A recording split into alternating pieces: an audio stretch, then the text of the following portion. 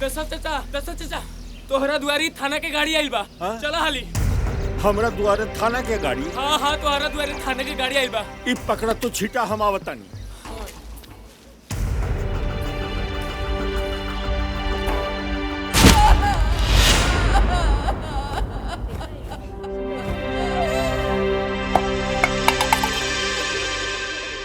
ई कुल का हो रहा है? तोहरे घर पे कब्जा। वो कोर्ट के आदेश से। कोर्ट के आदेश से? हाँ। बाकी कोर्ट के हम का बिगड़ ले बानी? कोर्ट के ना बिगड़ले बड़ा, बैंक के बिगड़ले बड़ा, बैंक के। बैंक के? ई देखो अंगूठा के निशान तुहार हा। तू अपन घर बैंक के 30,000 रुपया में बेच देले रहला। यही से हम आइल बनी कब्जा करे। गलत है ये बात। रहुआ हमार अंगूठा के निशान के गलत फायदा उठा रहे बानी। अरे हम तो अपनी पत्नी कौशल्या के इलाज खातिर घर के बैंक में गिरवी रखले रही साहब। देखो भाई, गलत सही के फैसला जबान से ना होला, ई कागज से होला।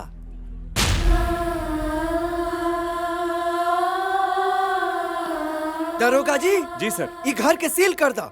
ठीक बा सर, आइए।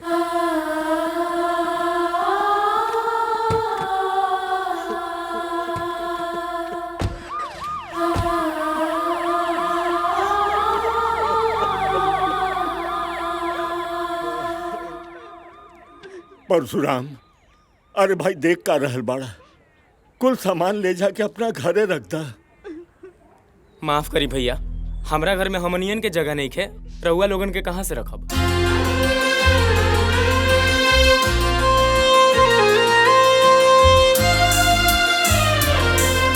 हई बर्तनवा हम धो दी। हमार बिटिया बहुत भुखाइल बिया, दूगो पूरी मिल जाए तो हम खिया देती।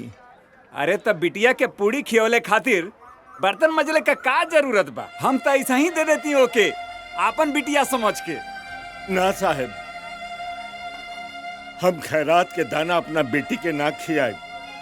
हई धो देव तब पूरी मिल जाए तब बड़ी मेहरबानी हुई साहब। ठीक बा भाई, जा माज दो जा।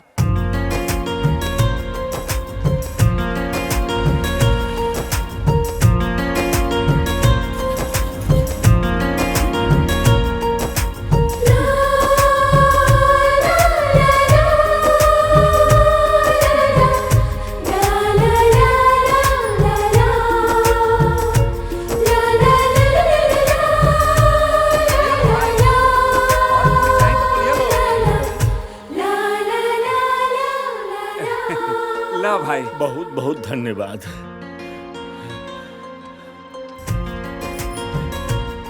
बिटिया के माई। बिटिया, ए बिटिया, देखा बाबूजी आ गए।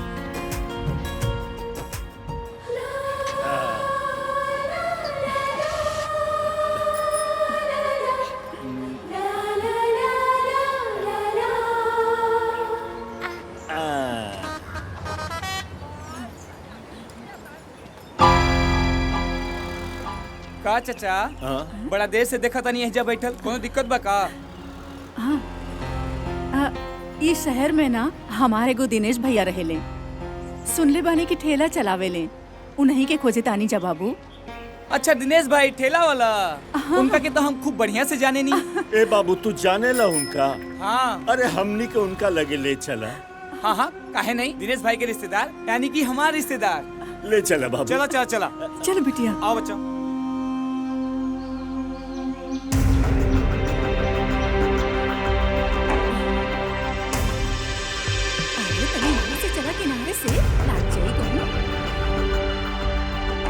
ए चाचा एजे बैठा, हम दिनेश भाई को बुला के लावता। अच्छा चलो बेटा।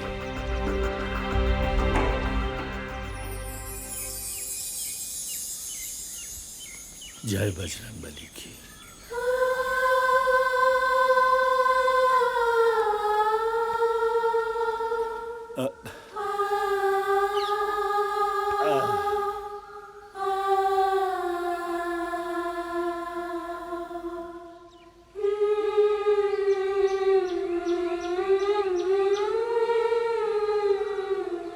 अहो कहीं दिनेश भी हम लोग के मदद करे से मुंह तो ना मोड़ लेलन। अरे नाना, शुभ शुभ बोली विद्या के बाबू। अरे दिनेश भैया के ना हम लड़कइये से जानी ले, उ सबके मदद करे खातिर हमेशा तैयार रहेले। हम तो ओकर बहिन है, हमनी के बारे में सुनी त उ जरूर आई, रउआ घबराई मत।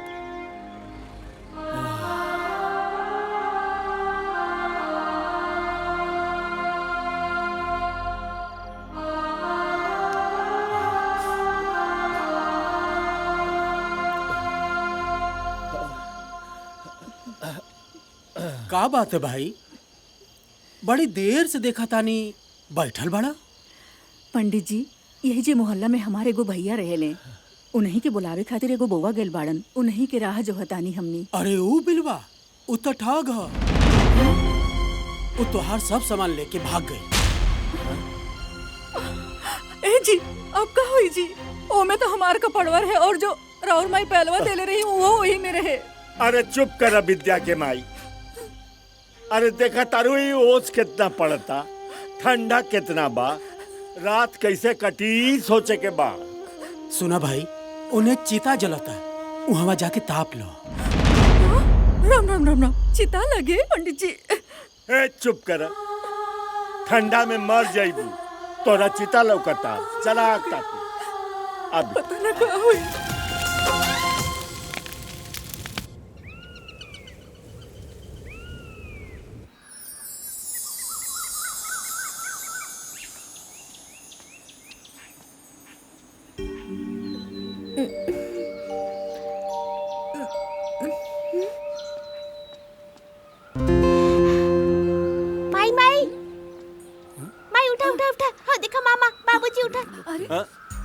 भगनी, अरे दिनेश भैया,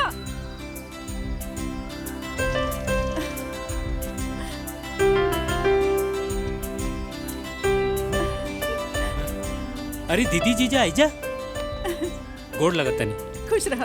प्रणाम। खुश रह। आइजा कैसे? गांव के खोता तो उजड़ गई दिनेश। खोता उजड़ गई? ई कैसे हो गई? अरे हमरा साथे बहुत बड़ धोखा भई। पढ़ल लिखल नहीं की ना, उ बैंक के मैनेजरवा बेईमानी करके घर लिखवा लेला। ई तो बहुत बुरा भई। ई शहर में तहनी के का करवा जा? अरे इतना बड़हन शहर बा, कुछ काम तो मिलिए जाए, काम करब और पेट पालब। ए भैया, आपको लिए जे बतवा लेबे कि हमनी के घर हो ले चलबे। अरे चल उठा उठा, आओ चल बेटा।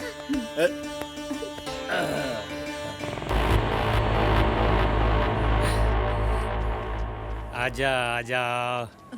देखा मालती, ई लोग के हा? ये हमर कौशल्या दीदी है, आई हमर जीजा हवन, और ई प्यारी भांजी। ई लोग के एहिजा लेके काहे आइल बानी? अरे दीदी के गांव के घर छिना गिल बा, तो अब ऐजे रहियन जा। अच्छा, ये हमार घर हा, कोनो सराय नहीं कि जब चाहे केहू भी मुंह उठा के चल आवे। मालती, ई तू का कहतड़ू? अरे मुसीबत में रिश्तेदार के काम ना आई तो और क्या आई? अच्छा, तो हम यहाँ रिश्तेदारी निभावे खातिर बैठल बानी। हम शांत ना रह, देखा तनी सब है ई का करता रे, हमार पूरा घर बर्बाद करता रे। घर में कुछ खाए खातिर नहीं थे, और ई लोग के उठा के ले आई जा। कहाँ से खेब रहुआ? हाँ बताई।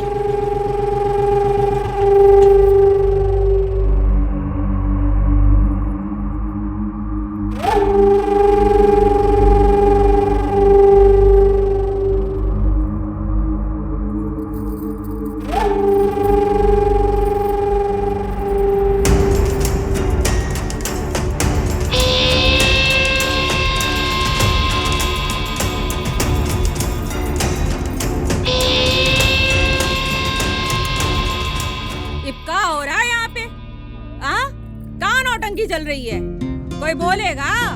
चंपा, ये लोग दिनेश के बहन बहनोई है, बेघर हो गए बाड़े। मालती इनकर मदद करने के बजाय उल्टे इनके भगा रहल बिया।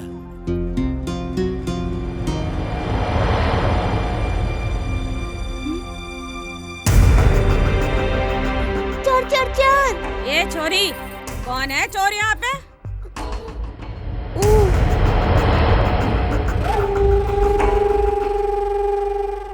ए छोरी, क्या क्या चुराया इसने तुम्हारा? माई के बैग ओमे 2 जोड़ी हमार कपड़ा रहे और 2 जोड़ी माई के। ए बिलवा, आधे घंटे में इसका सामान इसके पास होना चाहिए, नहीं तो ये खाल खींच के ना तेरा भूसा भर डालूंगी। समझा तो? जी मौसी। ए छोरी, इधर आ।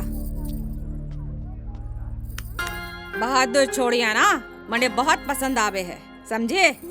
अपने बाप से बोल दे, ये अंधों के बस्ती में ना चश्माना बिकता है, समझे?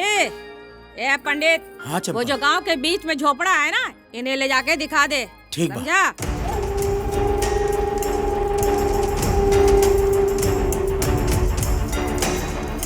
चल। सुना लोगी, आवाज चला हमारे साथ।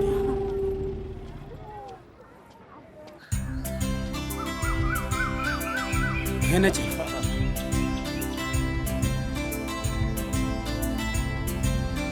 ई रहल झोपड़ी, जाके देख। ठीक बात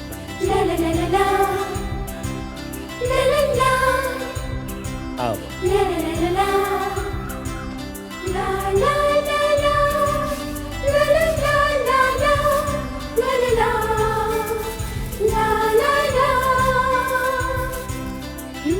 दो, 3, 4, 5, 6, 7, 8, 9, 10। दीदिया, ई ले तहार सामान मिल गई। उ चोरवा रहे ना बिलुआ, वो दे के गईला। और ये कुछ बर्तन ले आयल बनी ओकरा से चोरा के। अब घर में जरूरी बना दीदी, अभी आयल बड़ूजा बर्तन उर्तन कहाँ से किनाई, तो यही से बर्तनवा ले लेनी है, रख देतनी भितरिया। कोनो दिक्कत तो ना हुई? अरे ना दीदी,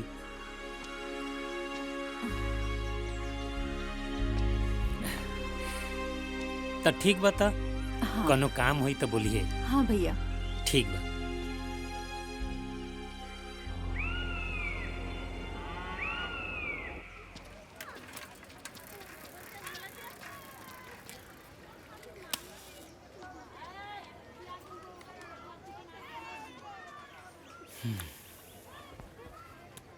ला जीजा,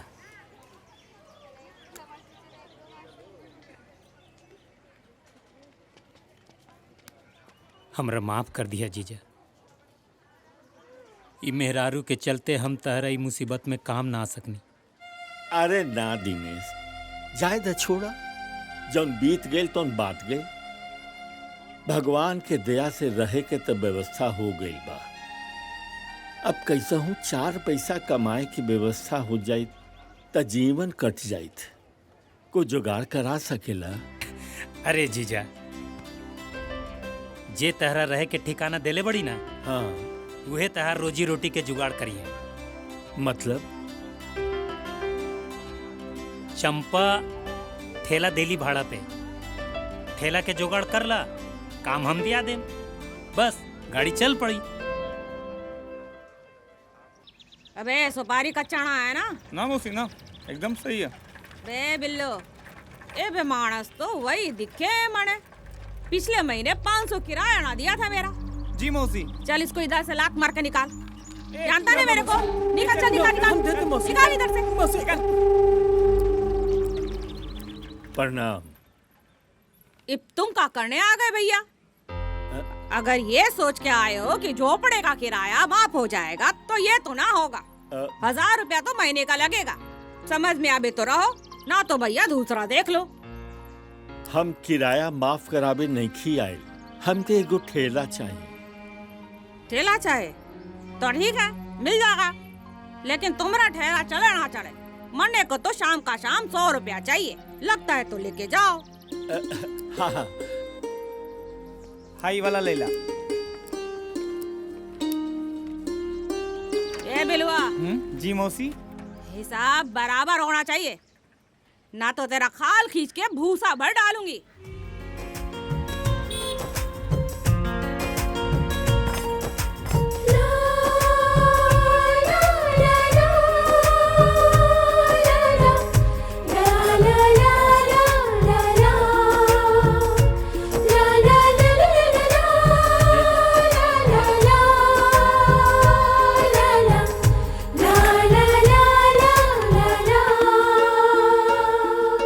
बस कर जीजा, आज तहर पहला दिन बा। इतना सामान लेबा तो रात के ही पूरा देह दर्द करे लगी। अरे दिनेश, ई दर्द से हमार बहुत पुरान नाता बा, हमरा कुछो ना होई। ले ला, चला। लाओ भाई।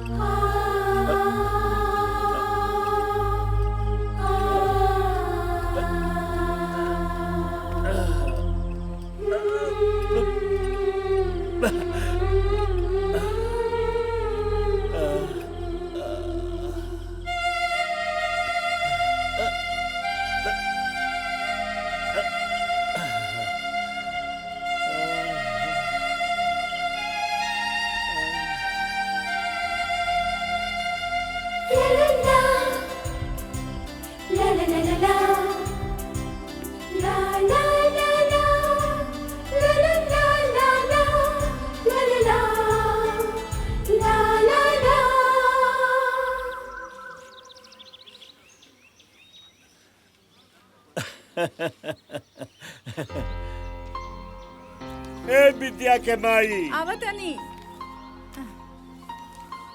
हाय देख, सवेरे से कुछ खैले नहीं खे, खाला पहले। हाय देखा, ई कुछ पैसा ठेला के भाड़ा दिहला के बाद बाचल बा। ठीक बा। तनी जुगा के रखिया। ठीक बा। अब विद्या बेटी, माई के तंग मत करी है, आ खा ला, है ना?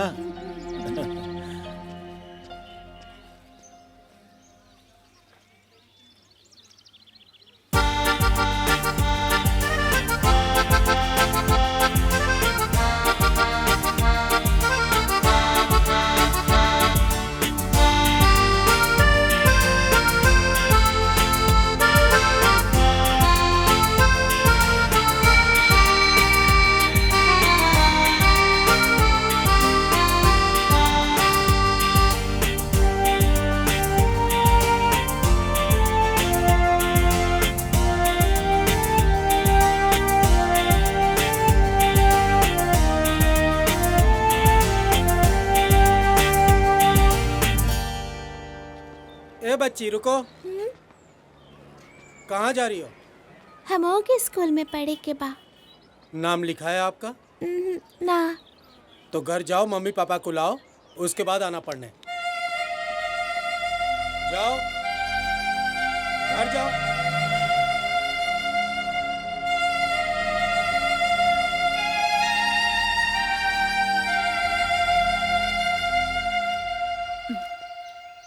आगे नहीं विद्या के बाबू?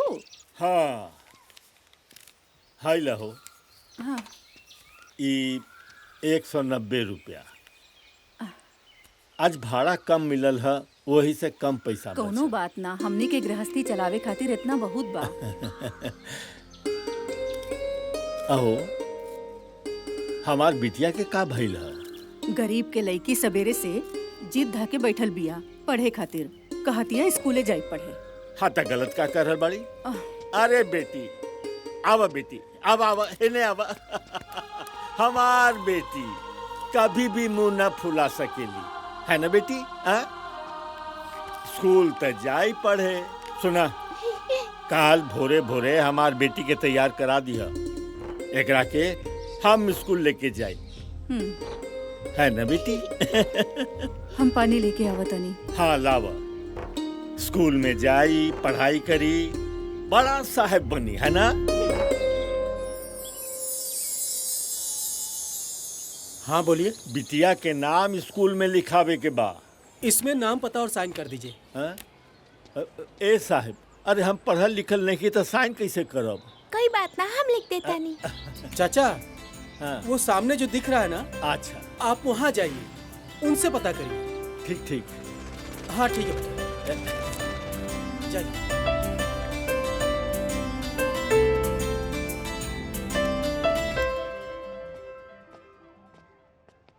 प्रणाम मैडम। प्रणाम सर, बैठिए।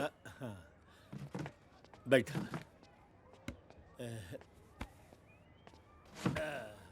बोलिए सर। जी, बेटी के एडमिशन करावे के बा। किस क्लास में? तीसरा तक गांव में पढ़ ले बिया। इसका मतलब आपको चौथे क्लास में एडमिशन कराना है? जी। 12,000 लगेंगे। 12,000? जी, 6,000 एडमिशन फीस, 6,000 कॉपी किताबें और स्कूल यूनिफॉर्म के लिए आप पैसे जमा करा दे, एडमिशन हो जाएगा। बाकी हमरा लगे तो 100 रुपया नहीं बा। एक काम करे, फिर सरकारी स्कूल में जाए और एडमिशन करवा लीजिए।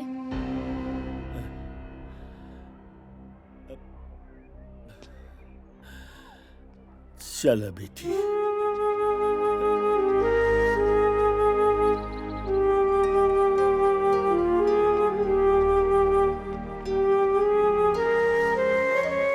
देख ले लू बेटी, हमनी के औकात तोहरा ये स्कूल में पढ़ावे के नहीं खे। हम तोहार नाम काल सरकारी स्कूल में लिखवा दे, ठीक बा? तू घर चला, हम आ बता।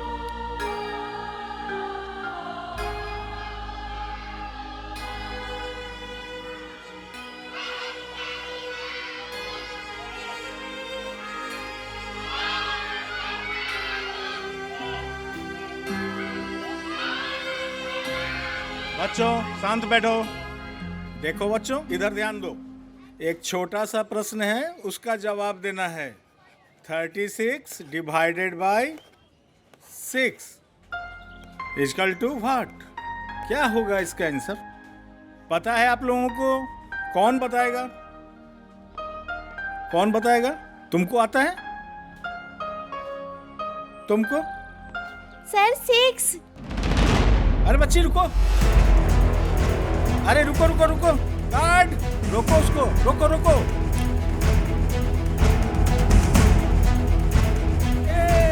रुको रुको बेटा।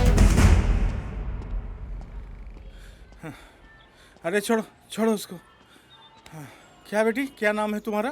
विद्या कुमारी। तो खिड़की पर काहे को खड़ी थी? हम पढ़ाई खातिर बाबू संगे आयल रहनी। एकलव्य भी ऐसे छुप छुप के पढ़ाई कैले अरे वाह, बहुत अच्छा। तुम तो जानती हो। कहाँ तक पढ़ी हो? गांव में 3 क्लास पढ़े हैं। अब नहीं पढ़ती हो? ना। क्यों? हमारे बाबू के पास पैसा नहीं था। कोई बात नहीं बेटा, कल अपने बाबूजी को लेके आना। हाँ, और तुम चलो गेट पे जाओ। जा 11, 12, 13।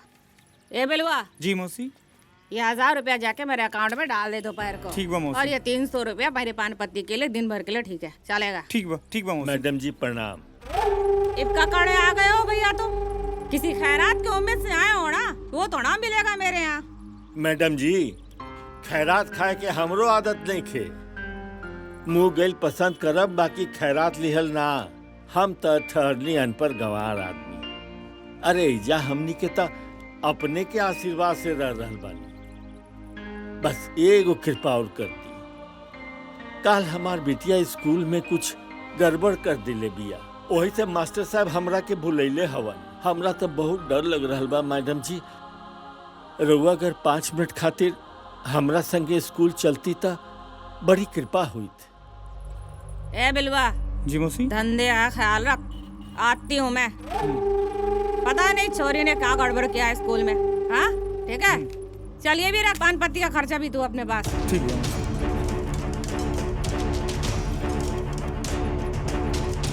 चल छोड़े, आजा।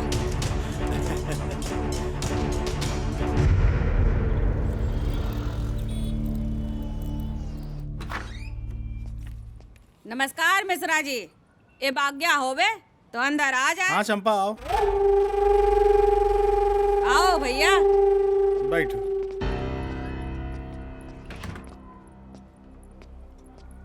कैसे आना हुआ? अब का है मिश्रा जी, कि छोरी से गलती हो गई, इसको माफ कर दीजिए। ये भी आगे से आपके स्कूल के पास क्या आगे पीछे बेड़ा भटकेगी। ए छोरे, माफी मांग गुरुजी से। मांग बेटा। रहने दो बेटा, रहने दो, रहने दो। हाँ, ये लोग तुम्हारे रिश्तेदार हैं क्या? अरे मिश्रा जी, आप बेड़ा बच्चों जैसी सवाल करते हो। अरे आपको तो पता है ना, चंपा सारी बस्ती की और सारी बस्ती हमारी। सही बात है। और ये है इसके बाप दशरथ महतो। अच्छा, दशरथ बाबू आइए, बैठिए। आओ आओ, घबराओ मत, बैठिए। देखिए दशरथ बाबू, कल हम आपकी बच्ची से मिले थे। बहुत टैलेंटेड और होशियार है। आप इसको कहीं पढ़ाते हैं कि नहीं? ए साहब, गांव में तो पढ़त रहली है, बाकी शहर में अइला के बाद पढ़ाई छूट गई बा। छूट गया तो फिर से चालू हो सकता है। इसका कहीं नाम लिखाइए अच्छे स्कूल में। माट साहब, गरीब के लड़का पढ़े खातिर ना पैदा होला। उफ, ये आपसे कौन बोल दिया? समय और हालात। कल हम अपना बेटी के लेके इजा नाम लिखावे आयल रहनी है। अच्छा, 12,000 रुपया मंगलन जमा करेगी। ए साहब, अरे 12,000 जमा करे में तो हमार उम्र गुजर जाई। देखिए दशरथ बाबू, अगर आप अपनी बच्ची को पढ़ाना चाहते हैं तो हमारे स्कूल के मैनेजमेंट का कोटा है, जिसमें आर्थिक रूप से जो सक्षम नहीं होते हैं बच्चे, उनका फ्री एडमिशन लिया जाता है। बस 2-4 सवाल इससे पूछेंगे, अगर इसने सही जवाब दिया तो समझिए अभी एडमिशन हो गया। उसमें क्या है? अरे पूछिए पूछिए मिश्रा जी। ए छोरे, दे जवाब सवाल का। तो बेटे बताओ, भारत के पहले राष्ट्रपति कौन थे? डॉक्टर राजेंद्र प्रसाद। वाह, बहुत बढ़िया। अच्छा, अपना राष्ट्रीय पक्षी कौन सा है? मोर। तुम जानती हो गणतंत्र दिवस कब मनाया जाता है? 26 जनवरी। वाह, बहुत बढ़िया। अरे वाह छोरी। तो दशरथ बाबू, आप समझिए कि इस बच्ची का एडमिशन हो गया है। बस आपको एक वादा करना है। वो वादा ये करना है कि जब इसका एडमिशन हो जाए, प्रतिदिन बिना नागा के इसको स्कूल भेजना, क्योंकि याद रखिए, बेटी पढ़ेगी तभी देश बढ़ेगा। ए साहब, अरे रउआ ताजी गरीब के आंख में सपना बसा देनी। हम आपसे वादा करतनी कि हम ही सपना कबू टूटे ना दे साहब, कबू ना। प्रणाम। प्रणाम। नमस्कार मिश्रा जी। नमस्ते।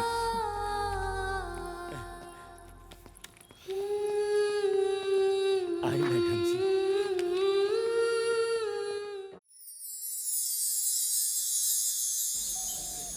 जीजा जी इतना परेशान होके के कोनो जरूरत नहीं के। दीदी, अरे ई मोहल्ला के पहला लड़की हिया हमर भगनी, जे 10वीं में फर्स्ट आई। देखिए ओकर रिजल्ट आवे वाला बा।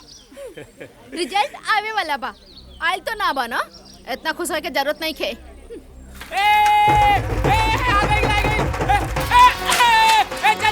रिजल्ट आ गई।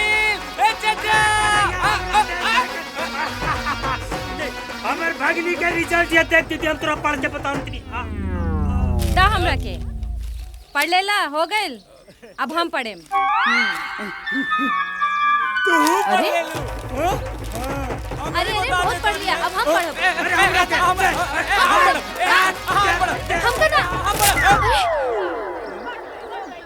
लसन बैल बुद्धि।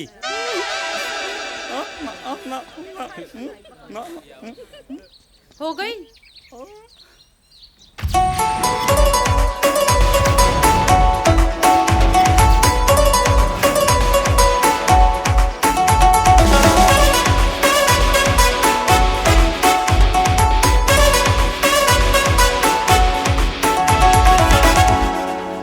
सब केहू पढ़ ले होके तो हमू पढ़ ली।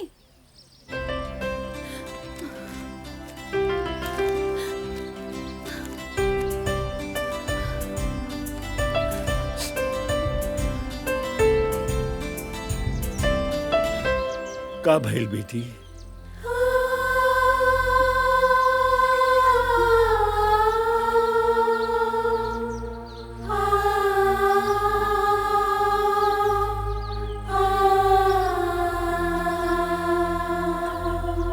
का भइल?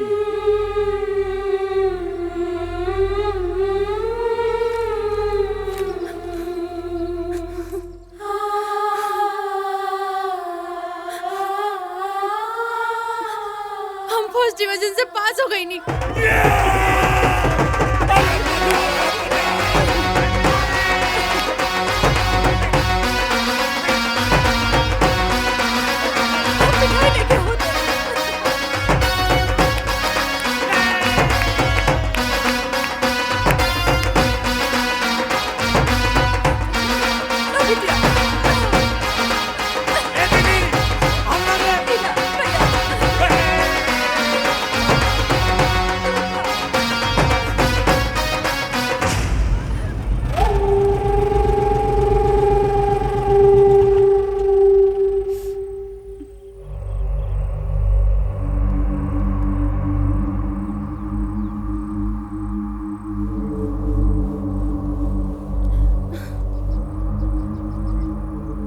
मौसी इला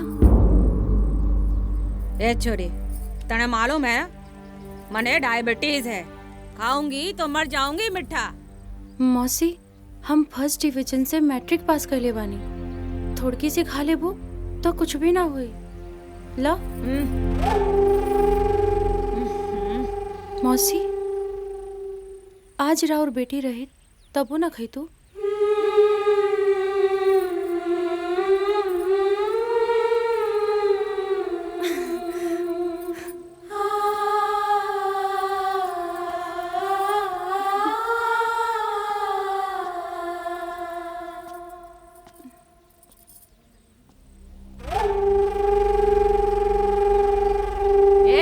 बजाओ रे ढोल।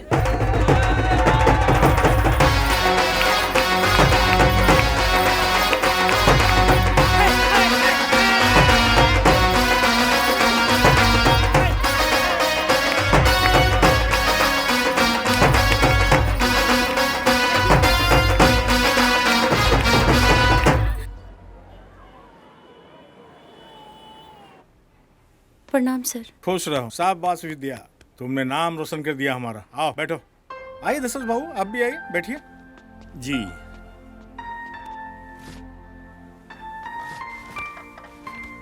देखिए दशरथ बाबू जी, गुरु तभी द्रोणाचार्य बनता है जब उसके पास शिष्य भी अर्जुन के समान होता है। विद्या, तुमको पढ़ा के हम लोग बहुत गौरवान्वित महसूस कर रहे हैं। तुम में जो आग है, पढ़ने की आग है, आगे बढ़ने की आग है, उसको जीवन में कभी ठंडा मत होने देना। और दशरथ बाबू, क्या सोचे हैं विद्या के बारे में? आगे क्या करना चाहते हैं? कैसन बात करता नहीं साहब? अरे बच्ची पर हमरा से ज्यादा आपके अधिकार बा। मेरे हिसाब से तो विद्या को लगातार आगे पढ़ना चाहिए। साहब, हम और ज्यादा मेहनत करब, बाकी बेटी के पढ़ाई जरूर।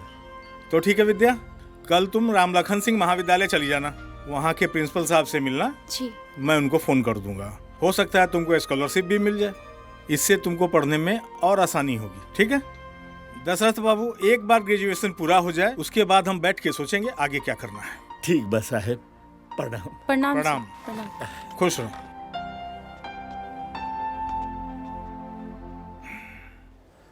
बेटी के बीए करा के चाचा आप ठीक ना कैला, अब ओकरा खातिर कोनो लड़का जल्दी ना मिली बियाह खातिर।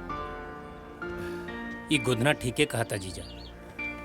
कभी कभी हमहू सोचे नहीं कि इतना पढ़ल लिखल भगनी खातिर बिना दहेज के हमनी के जात में उतना पढ़ल लिखल लड़का मिली का? तोहरा के कहलस कि हम बेटी के बियाह खातिर चिंतित बानी? अरे हम अभी ओकरा के और आगे पढ़ाई। और दशरथ जी, सुननी है तोहार बिटिया बीए पास कर गई बिया? जी साहब। बहुत अच्छा भइल। अब ओकरा 8-10 हजार के नौकरी मिल जाई। ओकरा हमरा पास भेज दो, जानल? खाता भाई लिखे के काम करी। हाँ ए साहब, हम अभी ओकरा के और पढ़ावल चाहतानी। तू ना पढ़ा पैब। देखो, डॉक्टर, इंजीनियर, मैनेजमेंट पढ़ावे में लाखों खर्चा होला। हम तो कहता नहीं कि ओकरा नौकरिया पे लगा देबो तो सारा दुख दूर हो जाए।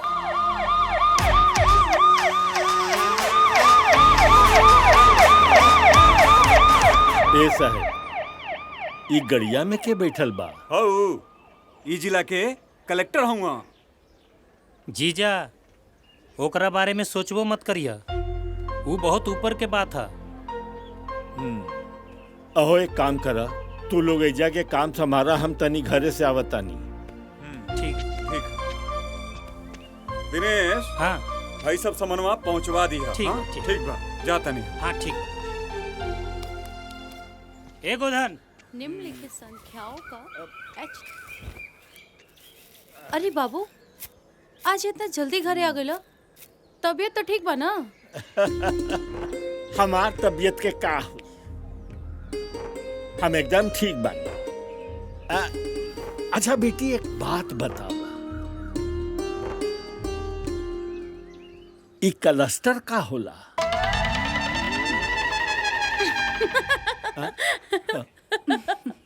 वो क्लस्टर ना, कलेक्टर होला। अरे हाँ हाँ, वो है कलेक्टर। कलेक्टर कलेक्टर जिला के राजा होला। ओकरा आदेश से जिला खुलेला और ओकरा आदेश से जिला बंद होला। ओ, देखा तोरा उहे कलेक्टर बने के बा। बाबू, इंसान के सपना भी ओकरा के अपन औकात के हिसाब से देखे के चाहिए। कलेक्टर बनने के हमने के औकात नहीं के माई। बाबू भूल जा, कहीं से जब सपना टूटी ना तब बहुत तकलीफ हुई। ए बेटी, एक गरीब के पास सपने तबाजी वो अपना मर्जी से देख सकेला। ए बेटी, अब तू हमार सपना पर रोक मत लगावा ना, ये अधिकार हमरा से तू मत छीना। सुना, काल भोरे भोरे तू हमरा वहां ले चलिया जहां क्लस्टर बनावल जाला। बाबू, कलेक्टर। अरे हाँ, वो है कलेक्टर बनावल जाला, ले चलिए। ठीक बा।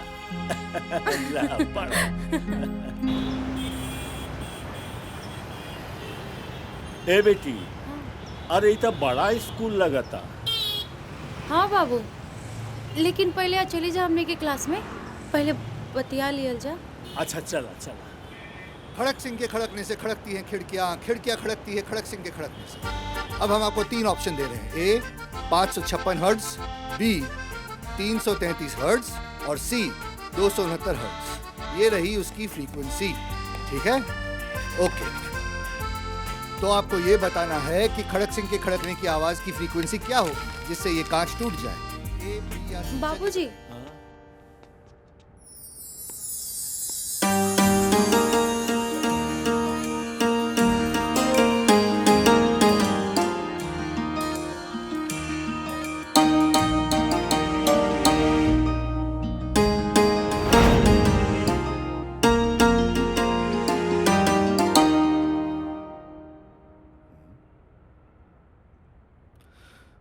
तुम लोग इसका आंसर ढूंढो, मैं भी आया। जी बताइए। सर आपसे कुछ बात करनी है। हाँ, अंदर बैठते हैं, आइए। आओ, बैठिए।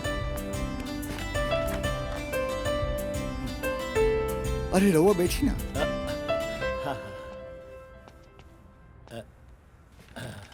बताई। ए साहब, हमार बेटी के क्लस्टर बना दी।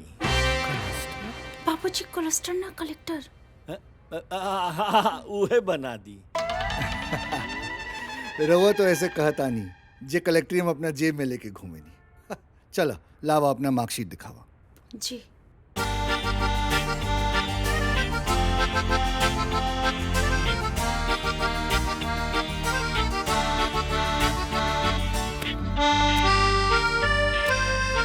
मार्कशीट तो बढ़िया बा। बाकी यूपीएससी के परीक्षा हिंदुस्तान के सबसे जटिल परीक्षा में से हो, कर पाइबू? सर, दुनिया में सबसे मुश्किल काम होला गरीब बन के जियल। जब वो जी गई नहीं तो दूसर कोनो मुश्किल से काहे डराए। ठीक बा, एक काम कर, नीचे काउंटर पे 10 लाख भरवा दो, वही जैसे सिलेबस और बैचो नंबर मिल जाए तो रखे। ठीक है? 10 लाख? ए साहब, अरे 10 लाख तो हम सपनों में ना देख ले हैं। इंतजाम कैसे करब? देखो, ये एगो प्राइवेट कोचिंग फर्म हो, हाँ? यहाँ जो कोनो आर्थिक सहायता और स्कॉलरशिप ना मिली, रहुआ के तो पैसा भरे की पड़ी।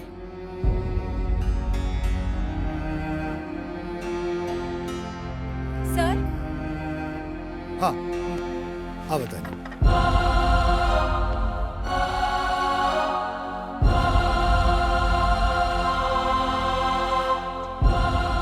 हम पहले ही कहले रानी कि गरीब के ओके सपना अपन औकात के हिसाब से देखे के चाहिए।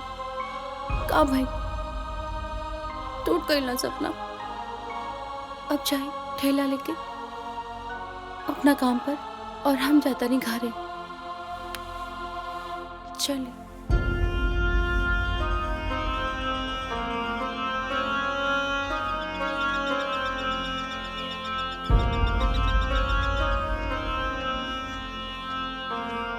ए बिलवा जी मौसी। सही से कस उसको। ये बबलिंग करता है चक्का, ठीक करना तो तुझे ठीक कर दूंगी मैं। हाँ मौसी ठीक कर देता नहीं। इब का हुआ भैया, बहुत दुखी नजर आ रहे हो तुम। अरे मैडम जी, गरीब के भाग में कभो खुशी होला का?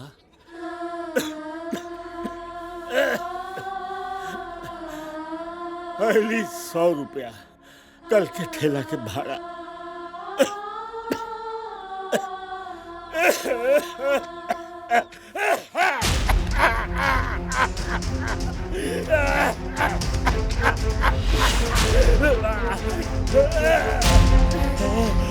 इब तो तुम्हारे मुंह से खून निकल रहा है। डॉक्टर को क्यों नहीं दिखाते तुम? अगर दवा नहीं लिए तो मर जाओगे तुम। अरे मैडम जी, डॉक्टर और दवाई के चक्कर में पड़ब तब बेटी के पढ़ाई का होई। अरे भैया तो हमसे ले लो ना पैसा।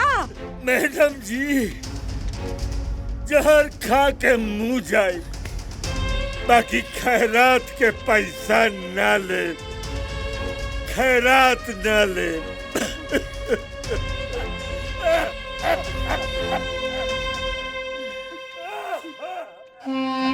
इब तो लगता है कि स्वाभिमान सिर्फ गरीबों के पास ही गिरवी पड़ा है। भगवान जीजा, ए भगवान जी संभाली। अरे देखा कि हम भगवान जी से डायरेक्ट बात कर रहे बानी।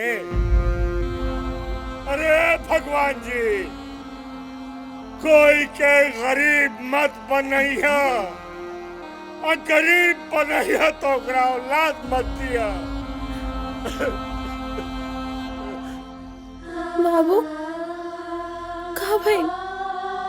मामा कहाँ भइल बाबू के? अरे आज दारू पी ले बड़न।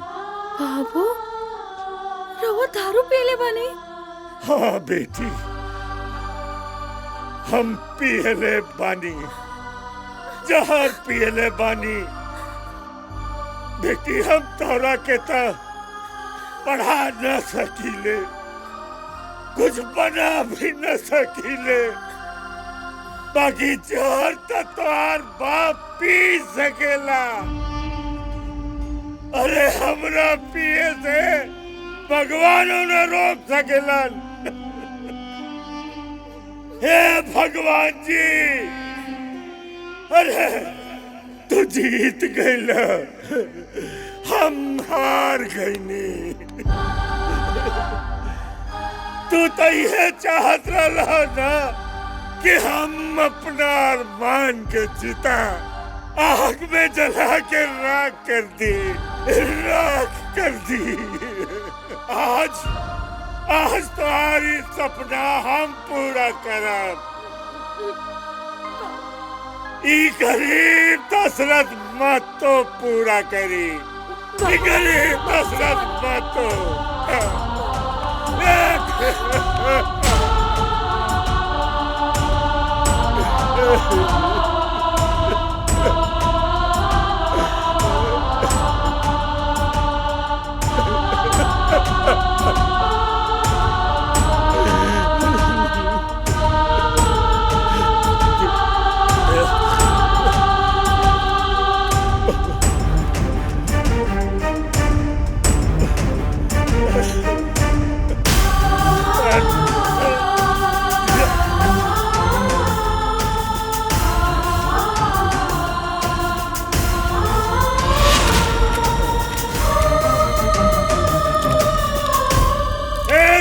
भगवान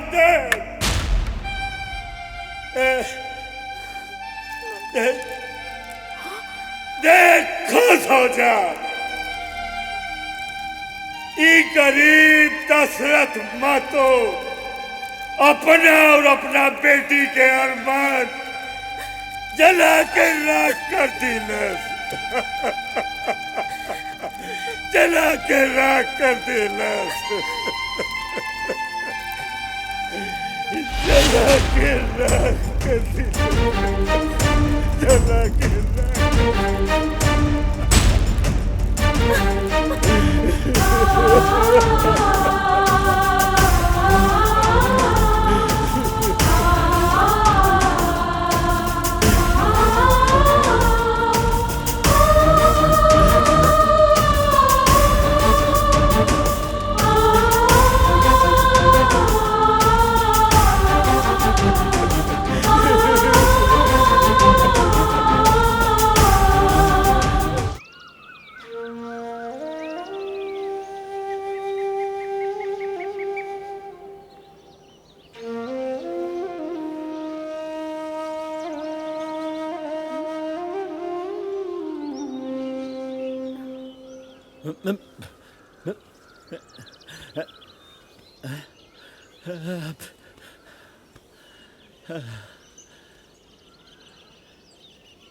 बेटी,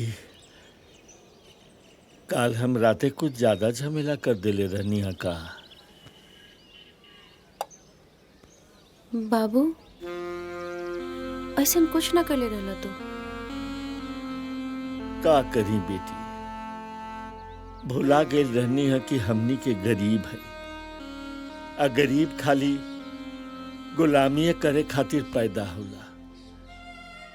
हमरा के माफ कर दा। बाबू माफ कर देम, लेकिन एगो शर्त बा का कि आज के बाद से तू कब्बो शराब ना पिएबा। ना पिया बेटी, ना कभू हाथ ना लगाए ना। बाबू जितना हम पढ़ ले बानी ना, उतना तक करोड़ों लोगों के नसीब में भी ना होला। अब तक जहाँ चाहे वहाँ 8-10 हजार की नौकरी कर ले। बस तू अपन तकदीर के कौशल बन कर बाबू। विद्या कुमारी का घर है क्या? जी हाँ। तुमको आकार कोचिंग सेंटर के जैन सर ने बुलाया है, चलो। ठीक है, आप चलिए, हम आते हैं। ठीक। ए बेटी, ये जयंत बाबू काहे बुलौले हवन? बाबू तो उनकरे लंगे जाके पता चली। अरे ता देरी मत करा, चल हम मुंह हाथ मुंह धो लेता नहीं।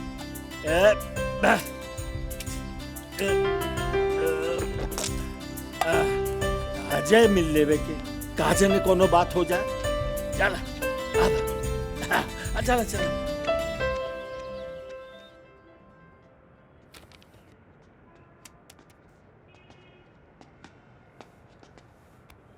सर, हाँ आपने बुलाया था? जी, आई बैठी बैठी बैठी।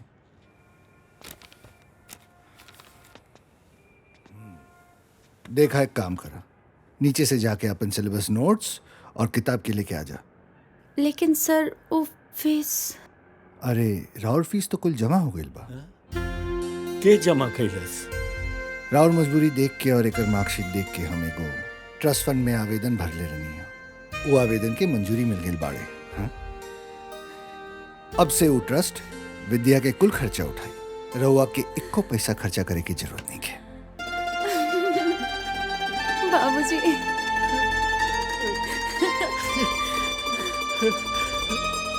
अरे अपने आप के संभालिए। प्रणाम।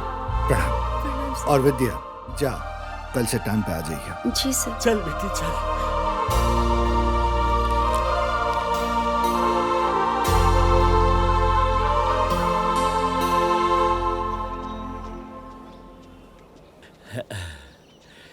ठीक से बेटी, नीक से पढ़िया हो जा। हाई देखी ता, आज हमार बुचिया सहलो के बुचिया नियन लागत या एकदम।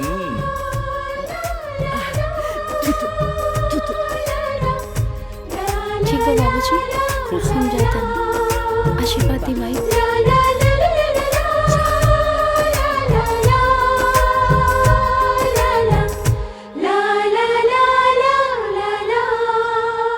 एक बंदर 50 फीट के खंबे को चढ़ने की कोशिश करता है। अगर वो 1 मिनट में 7 फीट चढ़ता है और 3 फीट 1 मिनट में गिरता है तो आपको बताना होगा कि कितनी देर में ये बंदर शिखर तक पहुंचेगा। कोई जवाब है? Anybody? May I come in सर? हाँ, आओ विद्या। एनी आंसर्स? अच्छा, तुम बताओ।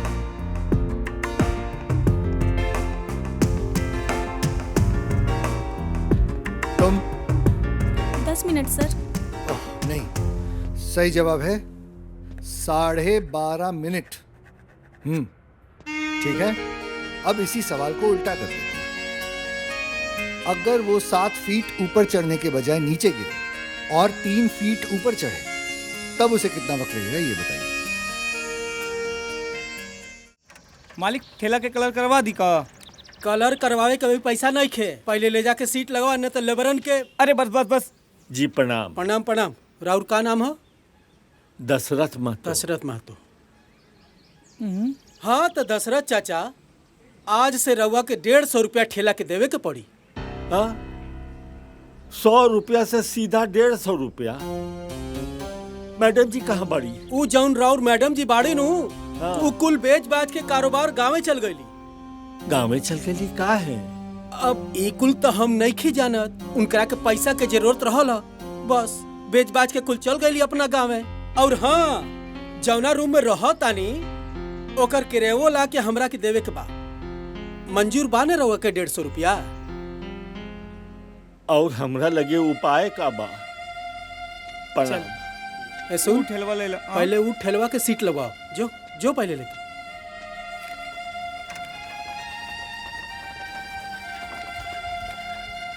कल सब करंट अफेयर्स की किताब लेके आना। ओके सर। क्लास खत्म। थैंक यू सर।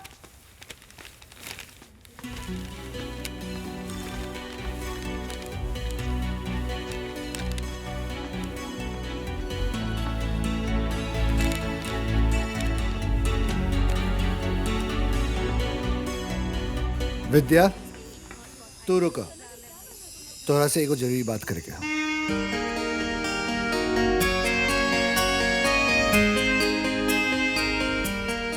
विद्या, तोहरा के का बुझाता कि जे तू कर रहल बाड़ू वो सिर्फ तोहरा के लोकाता? हाँ, तोहरा संगे संगे यहाँ सबके लोकाता।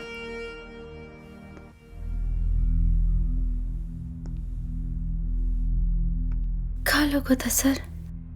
यही कि तू जब से हमरा से मिलने बाड़ू हमरा से बहुत प्रभावित बाड़ू।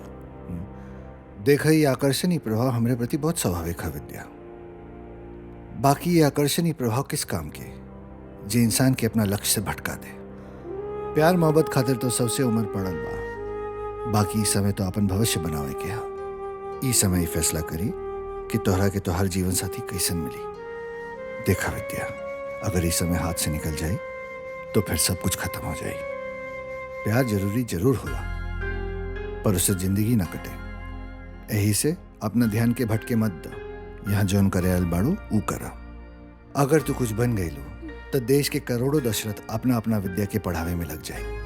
और जे तू बिगड़ गईलू तो समझ ला, जहाँ तू खड़ल बाड़ू ना वही कोनो दशरथ अपना बेटी के कब्बो ना पहुंचाई। अब तोहरा के ही तय करे के हा कि तोहरा के प्यार करे के बा के पढ़ाई।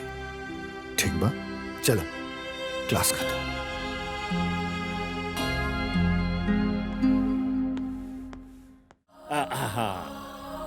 हाय ले पैसा।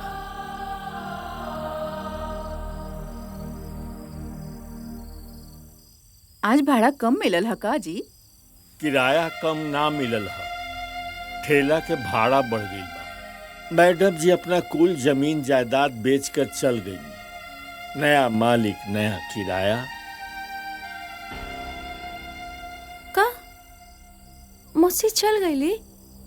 हाँ बेटी, जबले रहली ना हमनी के बड़ा मदद कैली ना। देख बेटी, उनका उपकार जीवन में तू कभू मत भूलैया। हाँ, तहार बाबूजी ठीक कहा तानी बाबू। अगर कभी तोके मौसी भेटाए ना जिंदगी में दोबारा, तो उनकर गोड़ जरूर छुई लिहा। अरे खाली बोलबू, जा बेटी जा, कुछ खा ला। अरे तू मुंह का देख रहल बाड़ू, जा बेटी के कुछ खियावा। जा तनी। हम तनी आराम कर रहल बाड़ू। हाँ, चला बेटी।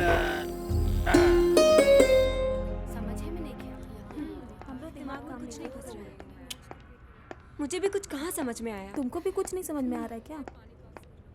पता नहीं आईएएस के एग्जाम में क्या लिखूंगी।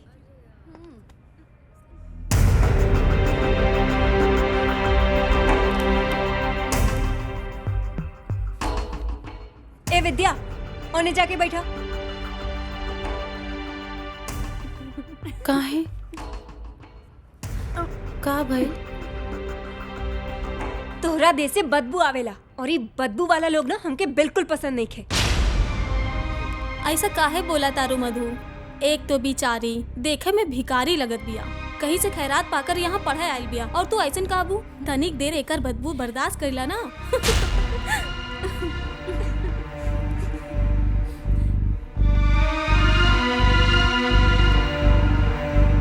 ठीक भाई लोइजा जाके बैठ गए।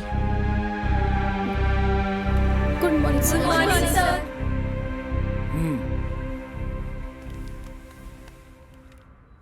जिसको तुम लोग बदबू कह रहे हो ना, वो बदबू नहीं, किसी गरीब का पसीना है। और उस मेहनत से बहाए गए पसीने में से बदबू नहीं, खुशबू आती है। ये बात जिस दिन ये दुनिया जान जाएगी, उस दिन भेदभाव का भी ये टोटका खत्म हो जाएगा। वैसे भी इंसान को उसके औकात से नहीं, उसके संस्कारों से जाना जाता है। और तुम लोग जो ओछी बातें कर रही हो ना, उससे तुम्हारे संस्कारों का पता चलता है, उसका नहीं। बाय द वे, ये एक विद्यालय है, यानी विद्या का मंदिर। यहाँ सामान्य रूप से सबको एक जैसा शिक्षा दिया जाता है, बिना भेदभाव के। इसलिए तो इसे विद्या का मंदिर कहा जाता है।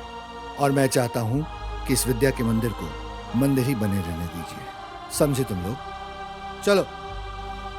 अच्छा, कौन बताएगा कि क्लोज्ड इकोनॉमी का मतलब क्या है? एक ऐसी अर्थव्यवस्था जिसमें किसी दूसरे मुल्क से ना तो इंपोर्ट होता है और ना ही एक्सपोर्ट। ब्रिलियंट विद्या। अब इसी सांस में बताओ कि कौन सा वो देश है जिसमें आज भी एक क्लोज्ड इकोनॉमी लागू होता है? सर, नॉर्थ कोरिया। बहुत बढ़िया। नॉर्थ कोरिया वो देश है जिसमें अभी भी ये लागू होता है।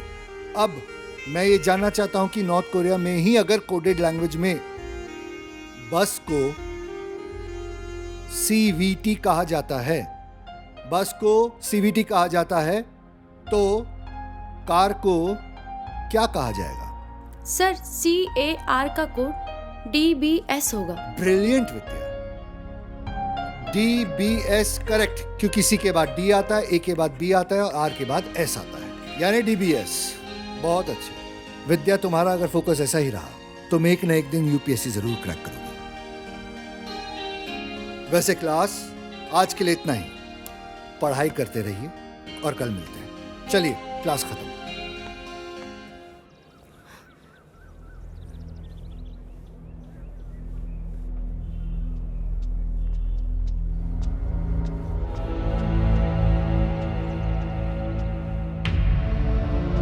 मामा, का भाई माई के? अरे घर लौटते समय रास्ता में गिर गई ही, कमर में फ्रैक्चर हो गई बा। डॉक्टर बोले बा कि 6 महीना बिस्तर पे रहे के। का भइल रे माई तो के? कैसे गिर गईली? कैसे चोट लागल तो के? तोहर फालतू के टेसुआ बहला से ये जल्दी ठीक ना हो जाइए। अब जब आइए गइल बाड़ू तो समारा अपना महतारी के। हाँ, हमरो घर में बहुत काम बा, हम जाता नहीं। चल रे। मामा, बाबूजी कहाँ बड़न? अरे जीजा जी के तो कुछ पतो नहीं खे। अब तू आ गेल बड़ू तो माई के संभाल, हम जीजा जी के बुला के आवतन। चल।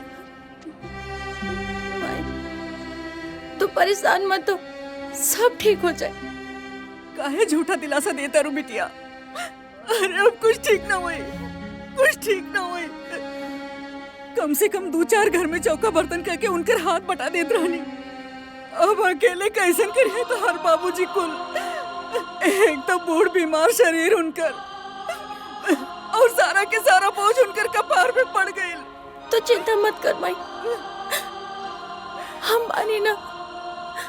हमार क्लास 2 बजे से शुरू होला, ओकरा पहले हम झाड़ू, बर्तन, पोछा, खाना भी बना ले, सब खा ले माई। हम बानी ना। अरे हमार बुचिया, तोहरा नियन बेटी सबके दे भगवान। हम धन्य हो गए नहीं, तू हमरा कोख से पैदा भइल हुआ। झुक झुक जिया बेटा, झुक झुक जिया।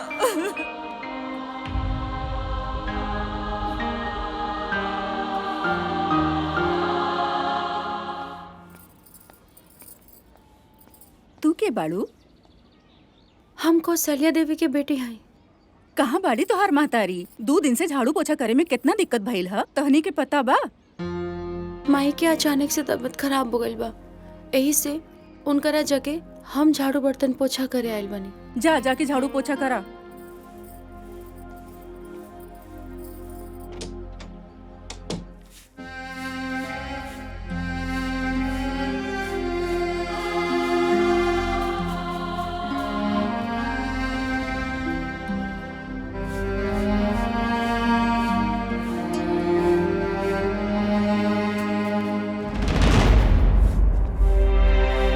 आयशा तनी देखता, कलेक्टर साहिबा झाड़ू लगा रहल बाड़ी। आप समझ में आई कि इनका आवते क्लास में बदबू कहाँ से आ जात रहे?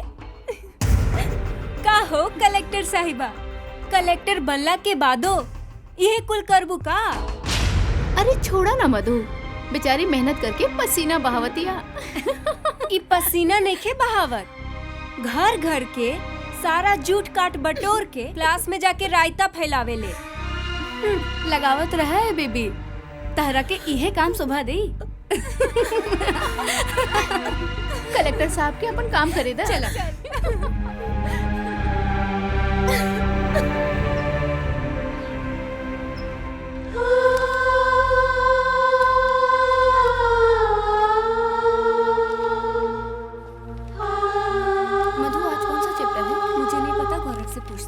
ए गौरव, ए विद्या, हमरा घर में बढ़िया से झाड़ू पोछा कैलू है ना? अगर तनिको गंदा छोड़ले होकबू ना तो अपन माँ से कह के तोहर पूरा महीना के तनख्वाह कटवा देब हम। क्या बात कर रही है मधु, ये झाड़ू पोछा करती है? हाँ गौरव, ई महारानी लोग के घर में जाके दाई के काम करेली और सपना बा कलेक्टर बने के। का हो, ई झाड़ू पोछा मारे वाला के अपना बगल में बैठाई बा लोग का?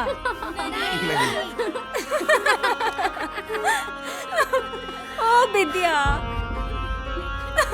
चल जा, तोहार जगह पीछे बा, चल जा जा जा जा। अब देखत का बाड़ू, जा अपन जगह पे बैठ जा, पीछे ही बा तोहार जगह। सही जगह गई।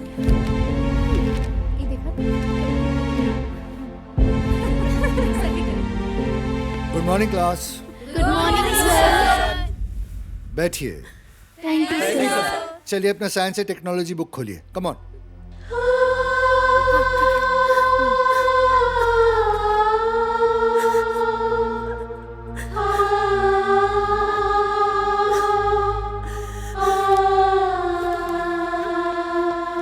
विद्या,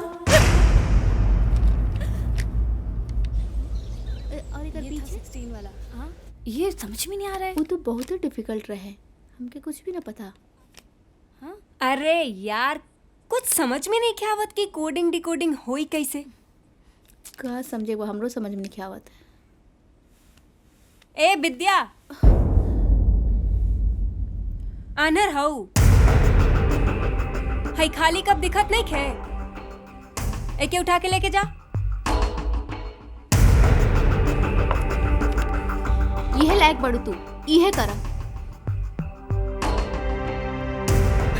आयशा ठीक कहत बाड़ू, पैर की जूती पैर में ही नीक लागेला। जल्दी उठावा और लेके जा। जा जाओ, अरे जा ना।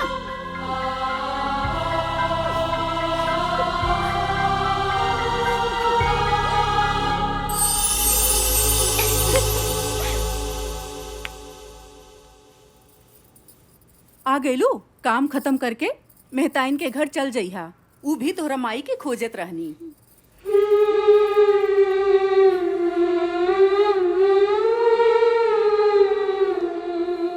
मैडम जी, सुकुलाइन मैडम जी बोलत रहली हा कि हमर माई रवा घरे काम करत रहली हा। अच्छा, तू कौशल्या के बेटी हो? जी। अच्छा कैलू कि अपने माई के काम संभाल ले लू। अच्छा, मधु बतावत रहे कि तू ओकरा संगे कलेक्ट्री के पढ़ाई करत हो। जी। छोड़ दा, सब कुकुर काशी जाई तो लोग के जूठा पत्तल के चाटी।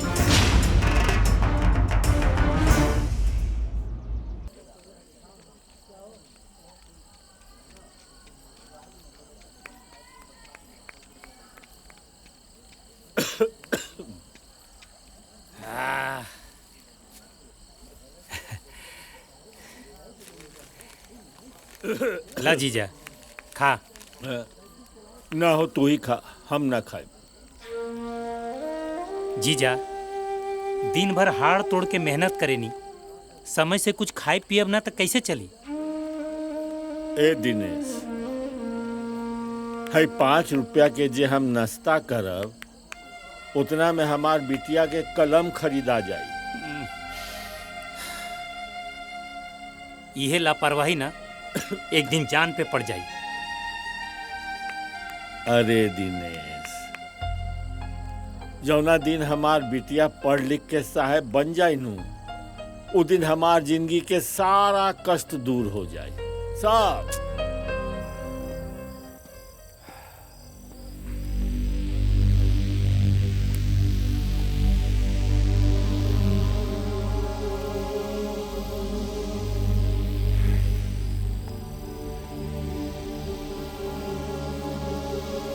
सर आप विद्या, हम कहले रहनी ना कि को क्लास नागा ना होके के चाहिए। हम पढ़ाई छोड़ देनी सर। पढ़ाई छोड़ देली? अरे काहे खातिर? रउआ समझत काहे नहीं की ई समाज कब हमनी के तरक्की बर्दाश्त ना करे। हमनी के पैर के धो ले जा, कब्बो तिलक बना के अपन माथा से ना लगाई।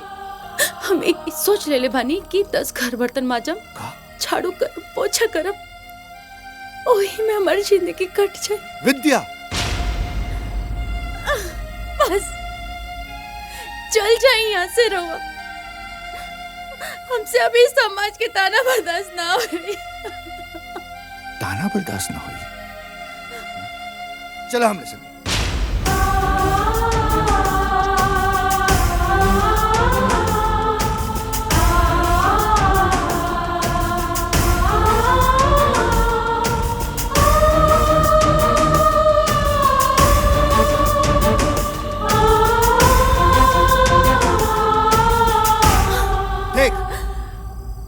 जाने लो के हवे? हाँ, भारत रत्न डॉक्टर भीमराव अंबेडकर, प्यार से बाबा साहेब। इनका आम आदमी से महामानव बने की जीवनी जाने लो तू? नहीं ना, हम बताओ तानी। क्लास में पहला होवे के बावजूद भी कक्षा के बाहर बैठा के रखलस। प्यास लगला के बावजूद भी घंटों क्लास के बाहर बैठल रहलन। काहे? कि हम छोट जात के हई, पानी के बर्तन ना छू सकीले। हाँ, कोनो अध्यापक, कोनो टीचर उनकरा पे तरजीह ना दिलस। और यही हूँ बाबा साहेब अम्बेडकर हवे, जौन अपना कौम के कहियो पानी पिए के अधिकार दे देलन। अब एक बात सोचा, अगर वो दिन वो अपना पढ़ाई लिखाई छोड़ के मुंह मोड़ लेतन, तो का आज इस देश के संविधान मिलित? ई भेदभाव के दुर्व्यवहार खत्म होइत? नाही विद्या, नाही। वो जमाना कुछ और रहे।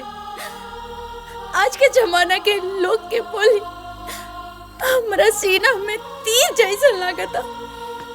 हमसे ना हो पाई आगे की पढ़ाई, ना कर पाई हम पढ़ाई। अब जब तू सोचले लेहल बाड़ू जे चुनौती से पीठ दिखा के भाग जाइबो, तो एक बार अपन बूढ़ बाप के चेहरा भी देख लो।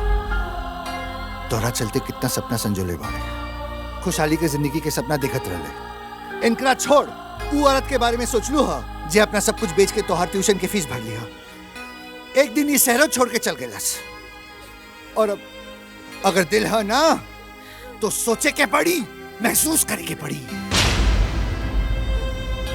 रवा केकर बात कर रहल बानी? चंपा मौसी। बाबू सर, ये पैसा रखो।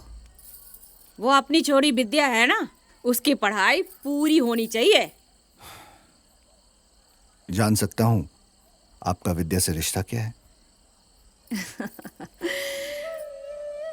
मदद करने खातिर ना रिश्ता का होना जरूरी ना होता है। लेकिन हाँ बाबू सर, एक विनती है हमारी। ये पैसे वाली बात ना किसी से ना बताना। वो क्या है ना, बड़ा ही स्वाभिमानी परिवार है उसका। पता चल गया ना तो मदद ना अड़ेगा वो लोग। प्रणाम।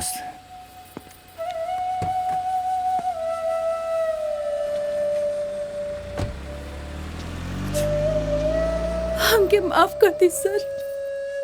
हम इतना लोग के उम्मीद नहीं के तोड़ सकत सर।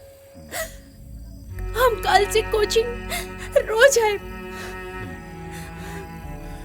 हमरा की तोरा से ये उम्मीद रहे, काले से आ जाइए। हाँ चला, क्लास खत्म।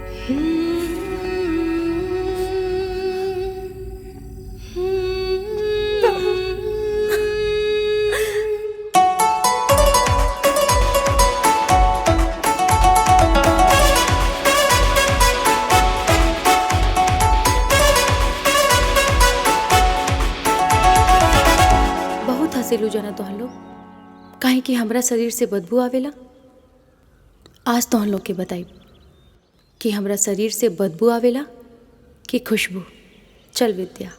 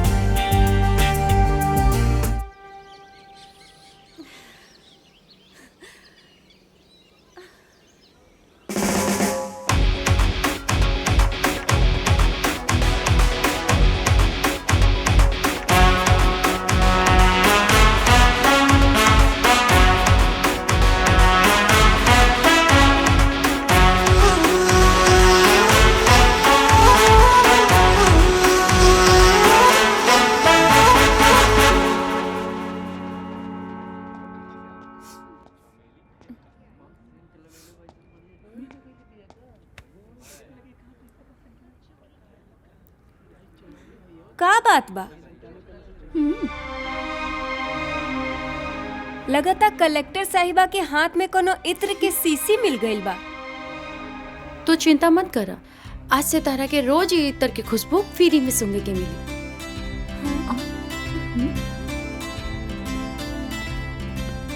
Good morning class. Good morning sir. बैठिए आप लोग सब।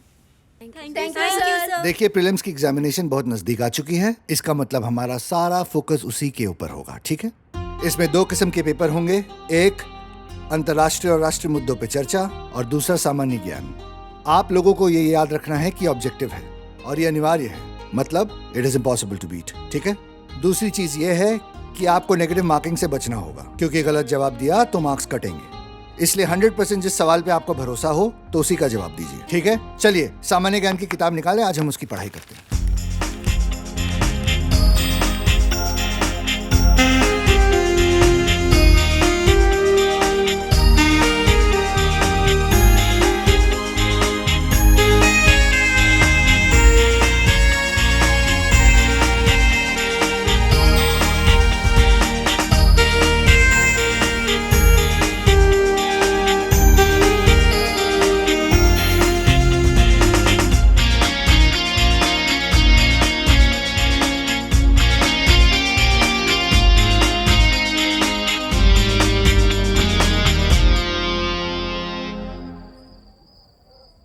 बड़ा मुश्किल से दोनों जन मिलके घर चलावत रहनी जी। एगो बात कही का? रउआ तो एकदम अकेले पड़ गई नी, कैसे अब संभालब? ठीक रहनी है तो 2 पैसा कम से कम मदद कर देत रहनी है। अब तो हमहू बोझे हो गई नहीं आप पे। अरे पागल हो गए बारू, भगवान अभी हमार दोनों हाथ गोड़ सलामत रख ले हमें। तू चिंता मत कर, हम सब ठीक कर ले।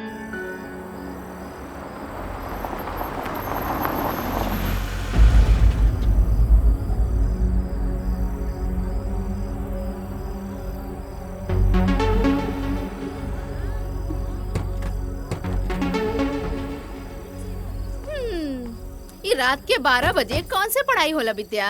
का भइल मामी? का भइल? ये पढ़ाई के आड़ में जवन तू खेला खेले तरू हमने के पता ना कहा तारी के बा देखी त हाँ? सब पता चला था, हमने के लौकत नहीं खेका। हाँ देख ला तू सब जना इनका। हाँ का भइल? ई सब का हो रहल बा? रउआ तो ऐसे बतियाओ तनी जीजा जिसे कुछ पता ही ना है रउआ के। बेटी के इतना एडवांस बना देनी कि सरे आम रात के 12 बजे अपना आशिक संगे मुंह काला करत रही। हाँ ये ड्रामा ई मोहल्ला में ना चली, हाँ बता दे तनी। हाँ का बात, तू लोग तो 1 सेकंड में विद्या के कैरेक्टर सर्टिफिकेट पकड़ा देलन। कभी सोच लू हो जे विद्या इतना मेहनत इतना तपस्या करके अपना माई बाबूजी के सपना पूरा करत बिया। हाँ ओ हाँ, हम तो भुलाइए गई नहीं। तू लोग तो वही लोग है ना, हाँ जेकरा खातिर श्री राम के अपना गर्भवती पत्नी से अलग रह के पड़ल। हाँ बाकी एक बात कान खोल के सुन ला, विद्या तू लोगन के चलते कोनो अपनी परीक्षा ना दी। और विद्या तू भी एक बात सुन ला, तोहरा के डरे की कोनो जरूरत नहीं है, काहे कि तोहार गुरु तोहरे साथ हो। बुझलू? क्लास खत्म। क्लास खत्म। चल रे, बड़ो के ऐसा कुछ करबू ना तो तार टंगरिया तोड़ के रख दे। चल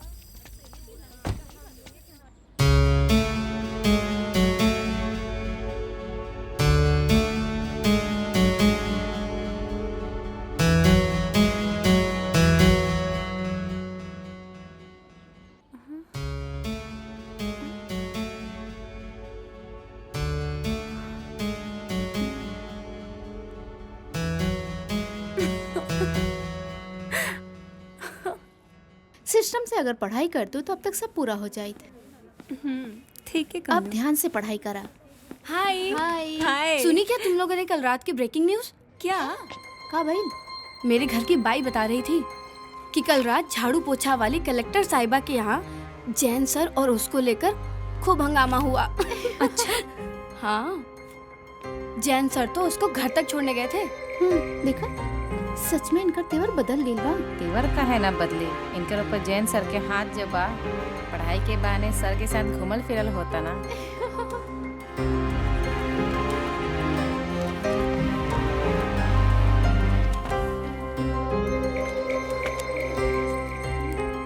गुड मॉर्निंग क्लास।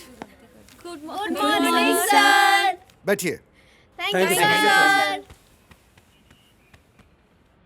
देखिए जैसा कि आप लोग जानते हैं कि कुछ ही दिनों में प्रीलिम्स के एग्जाम शुरू होने वाले हैं। अब यहाँ से मेरी जिम्मेदारी खत्म होती है और आप लोग की जिम्मेदारी शुरू होती है।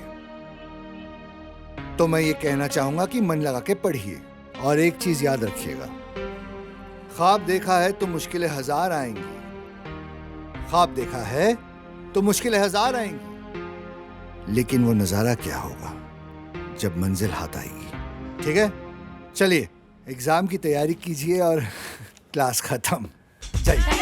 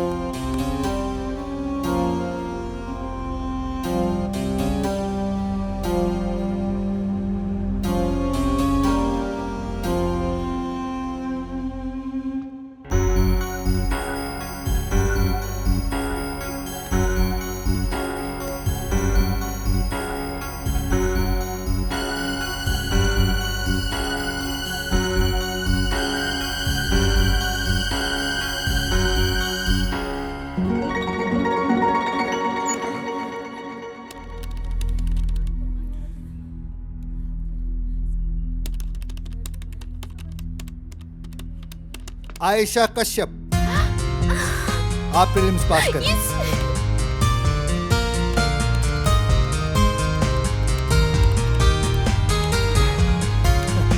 मधु Sharma, congratulation. Yes, thank you sir.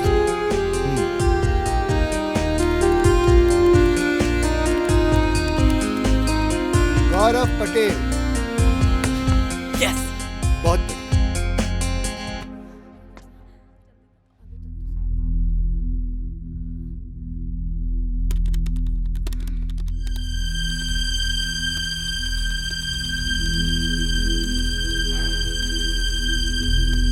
Vidya Kumari,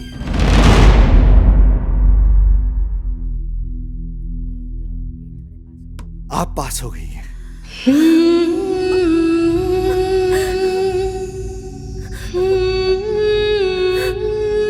thank you sir. Congratulations everybody, और बाकियों के लिए बेटर लक नेक्स्ट टाइम। और आप 4 लोग मेंस की तैयारी शुरू करें, ठीक है?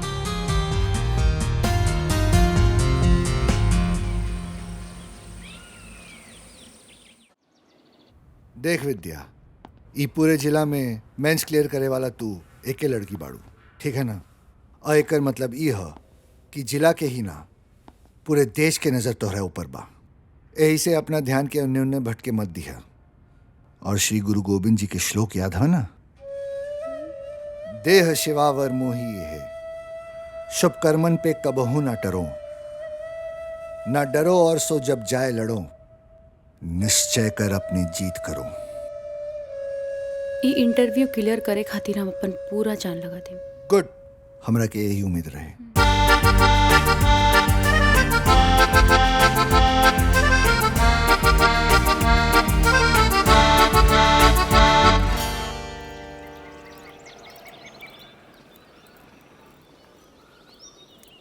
आशीर्वाद दी माँ। हमरा के भरोसा तो नहीं खे, फिर भी हम भगवान से प्रार्थना करब कि तू कुछ बन जा।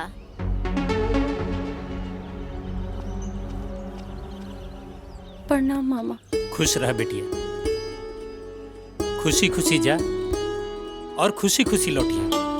रउआ चिंता ना करी मामा जी, हम पूरा जान लगा दें अपन ये इंटरव्यू क्लियर करे खातिर। हमरा पूरा भरोसा बा बिटिया, हमारा आशीर्वाद तहरा साथे बा। जा।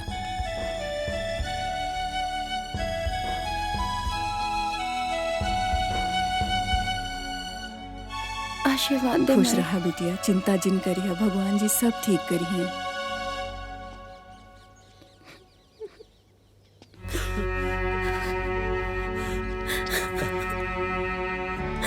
भगवान तोरा के बहुत सफल बना बस। ए बेटी, अरे सुननी है कि दिल्ली बहुत बड़ा शहर हवे, तनी संभाल के रहिया। हम लोग के चिंता मत करिया, हम लोग अपना के संभाल ले।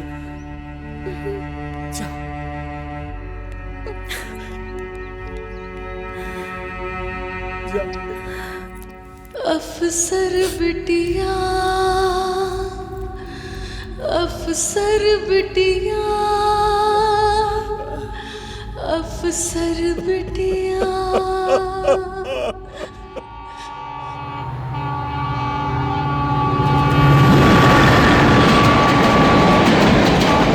सारा दुनिया के पता बा कि पंडित दिवाकर द्विवेदी केंद्रीय राज्य मंत्री बड़े, खाली हमार बहन के पता नहीं खे।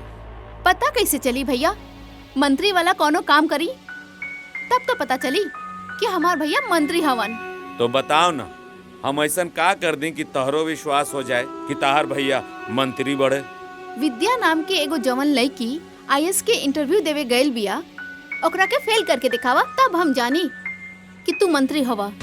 फेल तो हम ओकरा के करवा दे, लेकिन एकरा में एमे तहनी लोग के का फायदा बा? फायदा बा भैया, हम और आयशा मेंस में आके छट गई जा। ये बेइज्जती वाला बात नहीं है, लेकिन एगो झाड़ू पोछा करे वाली लड़की अगर आईएएस क्लियर कर लेहलस, इससे बेइज्जती वाली बात का हो सकेला भैया? हाँ भैया, कल से दुनिया यह कही कि एगो झाड़ू पोछा करे वाली लड़की मंत्री जी के बहन के इज्जत पर पोछा लगा गई। समाज में हमरी नाक ऊंचा करे खातिर ओकर फेल भइल बहुत जरूरी बा। ठीक बा, तो हम अब्बे यूपीएससी इंटरव्यू कमेटी के सचिव वर्मा जी के फोन कर दे। वर्मा जी के फोन लगाता। जी मंत्री जी।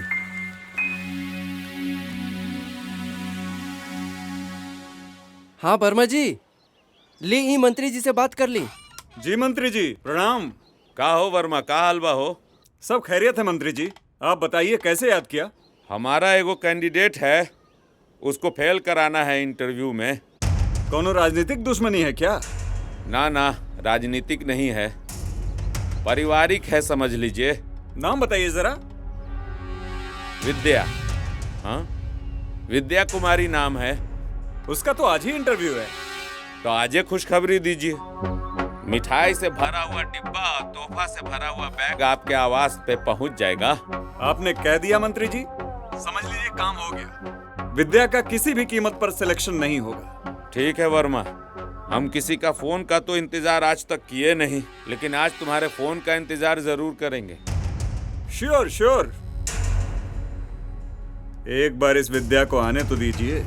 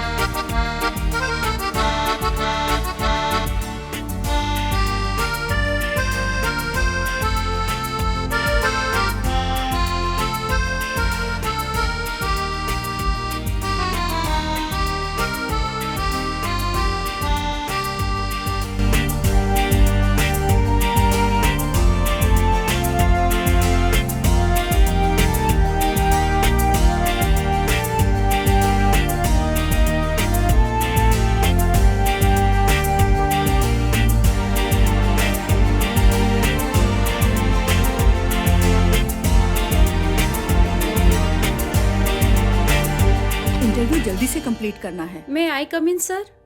Yes please come in. Good morning sir. Good morning. Good morning. Good morning ma'am. Good morning. Have a seat please.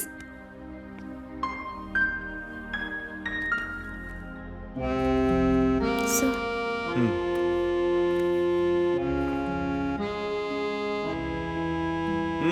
विद्या कुमारी, नाम से तो ऐसा लग रहा है कि दुनिया की सारी विद्या तुम्हारे भीतर ही समाई हुई है। थैंक यू सर। अच्छा विद्या, सबसे पहले ये बताओ कि अगर तुम्हें प्रशासनिक सेवा का मौका मिले और एक जिला के जिलाधिकारी के रूप में तुम्हें महत्वपूर्ण भूमिका दी जाए, तो तुम सबसे पहले किस सेक्टर को मजबूत करना चाहोगी? सर एजुकेशन सेक्टर। अच्छा। क्योंकि समाज शिक्षित होगा तो अपराध कम होंगे, सरकारी विकास की योजनाएं लागू होंगे, जरूरतमंदों को उचित लाभ प्राप्त होगा और हमारा जिला खुशहाल होगा। अच्छा अब ये बताओ कि किसी अनपढ़ व्यक्ति के जीवन में शिक्षा का क्या महत्व है? I mean, कि अगर कोई व्यक्ति अशिक्षित है तो उसे अपने जीवन में किस प्रकार की कठिनाइयों का सामना करना पड़ता है? मैम, शिक्षा के अभाव में घर के घर उजड़ जाते हैं, अपने पराये हो जाते हैं और इंसान की जिंदगी में इतनी चुनौतियां आती हैं कि उन चुनौतियों का सामना करते करते इंसान खत्म हो जाता है। अच्छा विद्या, तुम उत्तर प्रदेश से आती हो ना? जी सर। तो सरकार की एक योजना है मजदूरों के लिए, श्रमिक भरण पोषण योजना। क्या है? जो श्रमिक हैं उनका परिवार मजदूरी से चलता है और कोरोना काल के कारण वो बाहर नहीं निकल पाते हैं। उनकी आर्थिक स्थिति खराब हो चुकी है। उनकी तकलीफ को ध्यान में रखते हुए श्री माननीय मुख्यमंत्री जी ने इन श्रमिकों के लिए श्रमिक भरण पोषण योजना लागू की है, जिसमें हर परिवार को 1000 रुपए लाभ मिलता है और इस लाभ का 20 लाख लोगों ने फायदा उठाया है। मुख्यमंत्री अभ्युदय योजना से तुम क्या समझती हो? मैम, राज्य में बहुत सारे यूथ हैं जो कंपटीशन की तैयारी करते हैं, लेकिन अपने राज्य में उनको अच्छी कोचिंग नहीं मिलती है। इसी को ध्यान में रख के मुख्यमंत्री जी ने इस योजना की शुरुआत की ताकि बच्चे बाहर जाके अच्छी पढ़ाई कर सकें। ओके। अच्छा अब ये बताओ कि एक किसान के खेत में 4 घास के ढेर थे और उसके बगल वाले खेत में 4 घास के ढेर और थे, और उस किसान ने सभी घास के ढेरों को एक साथ मिला दिया। तो अब बताओ कि उस किसान के पास कितने घास के ढेर रह गए? मैम, एक ढेर। गुड। ग्रेविटी का सेंटर क्या होता है? ग्रेविटी शब्द के सेंटर में वी अक्षर आता है। इसका आंसर वी होगा। वाई के अगर कुल 8 बच्चे हैं और उनमें से हर एक की एक बहन हो तो वाई के कुल कितने बच्चे होंगे? सर, वाई के 9 बच्चे होंगे। गुड। अच्छा, एक और प्रश्न। इंग्लिश का वो कौन सा शब्द है जो हमेशा रॉन्ग पढ़ा जाता है? मैम, इंग्लिश का शब्द रॉन्ग, जिसको हमेशा रॉन्ग कहा जाता है। Very good. Thank you ma'am.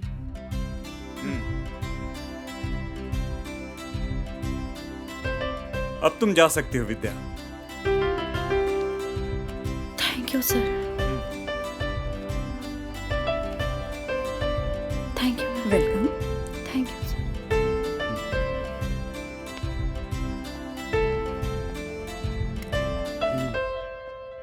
Verma ji, प्रतिभा में तो कोई कमी नहीं लड़की के, लेकिन झाड़ू पोछा करने वालों के हाथ में प्रशासनिक सेवा की बागडोर दे दी गई तो हो चुका हमारे देश का कल्याण।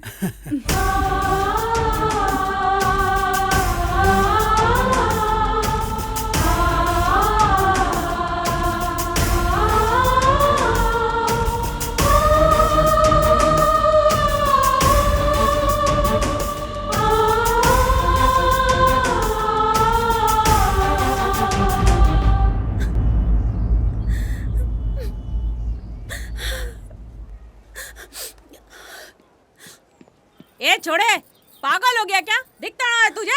अभी अभी पोछा लगाया, गंदा कर डाला। चलो यहाँ से।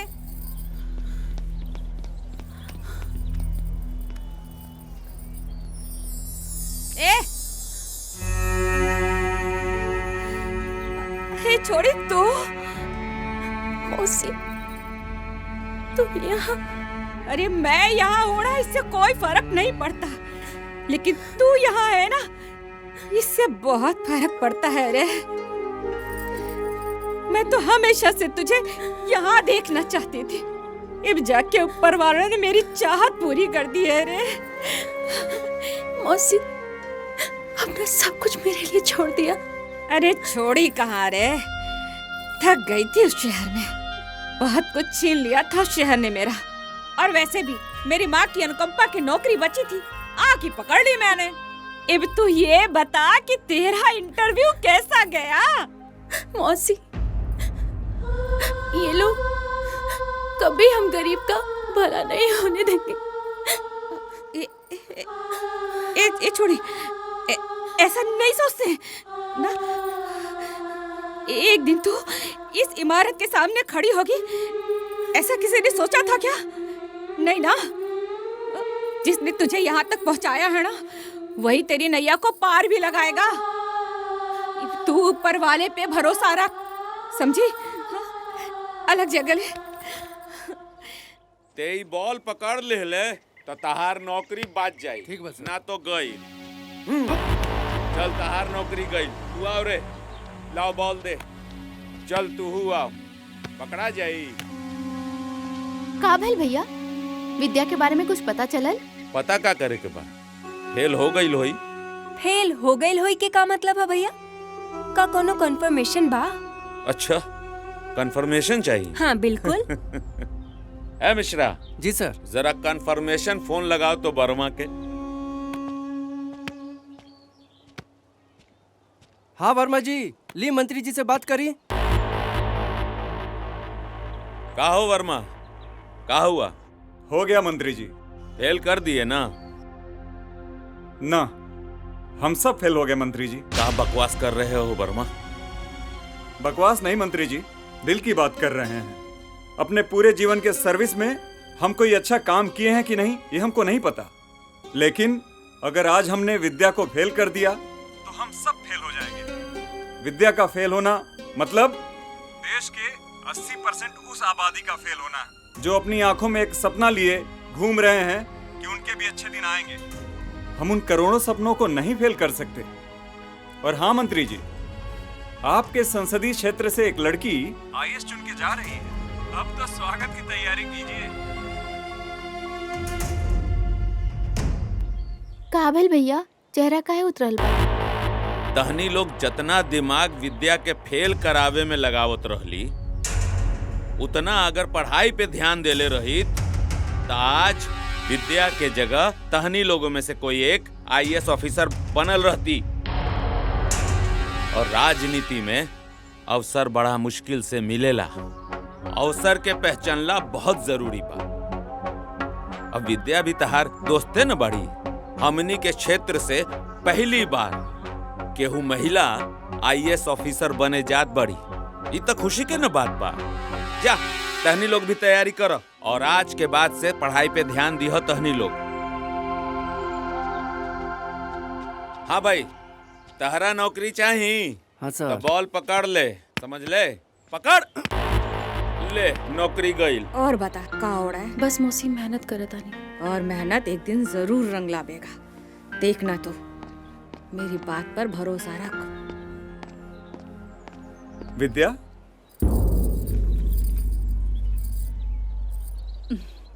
कंग्रेचुलेशंस विद्या।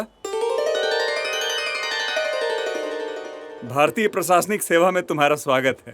अफसर बिटिया, सच में?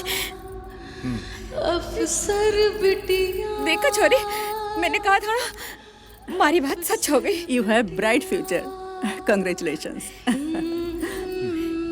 ये छोरी, देख खाना, मैं कहती थी ना तेरे सारे सपने सच होंगे, और हो गया।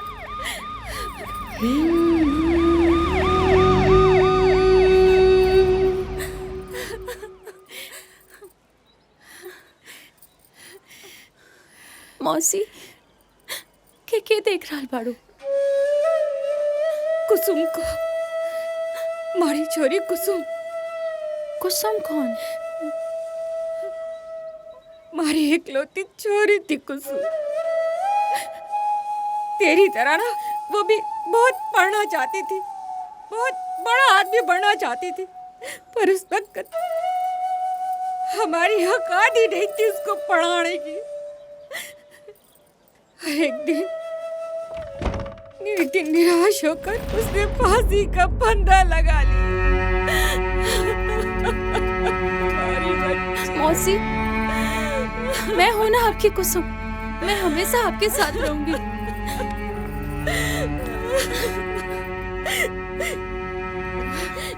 मुझे पता है रे छोड़ी, तू मेरे साथ रहेगी। लेकिन अभी ना तू घर जा, और घर जाके सबसे पहले ना अपने बुढ़ाऊ का ना इलाज कराना। तुझे पता है तेरे पढ़ाई के चक्कर में अपना इलाज भी नहीं कराता था। जाके उसका ख्याल रख, और ये खुशखबरी ना सबको सुना दे। जा छोड़ी, खुश रहना।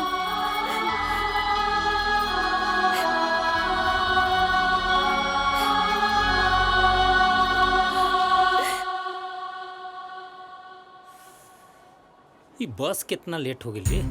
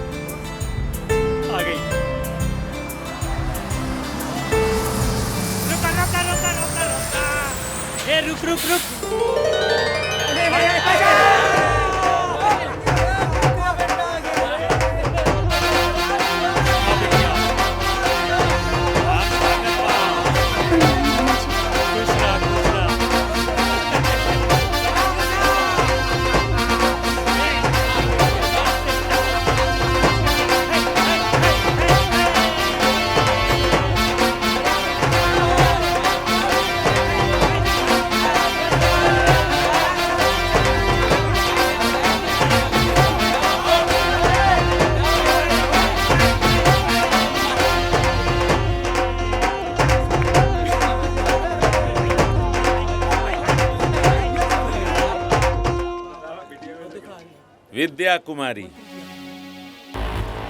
बधाई हो। तालियां। तारा का लागल कि हम हाथ पे हाथ धर के बैठल रहनी। पहला बेर हमार क्षेत्र से कोई महिला कैंडिडेट IAS ऑफिसर बने जात रहली हो, तो चुप कैसे बैठती? पूरा दिल्ली तक फोन लगा के हिला देले रहनी, पूरा दिल्ली के। अरे सहेली बाड़ी, स्वागत, माला पहनाओ, माला पहनाओ। कांग्रेचुलेशंस विद्या। तालियां, तालियां।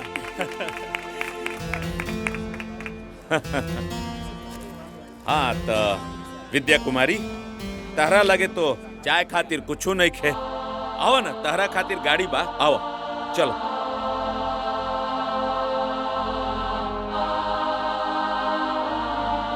ले चला सहेली के, गाड़ी में लेकर चलो। आओ चलो विद्या।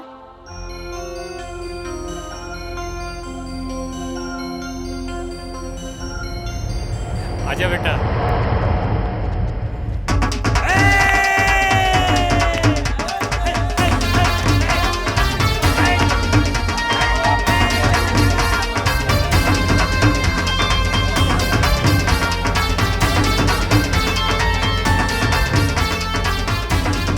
इंसान के हमेशा जमीन पे रहे के चाहिए, सीखा तहनी लोग।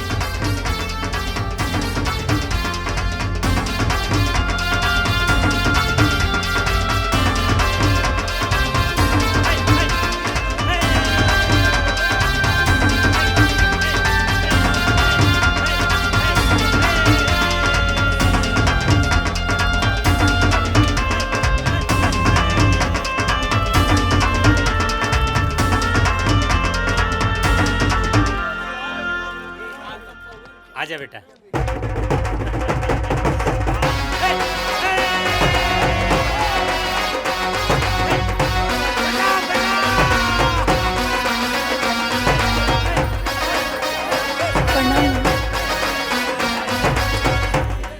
जीवन भर हम तारा संगे पराया जैसन व्यवहार कैनी।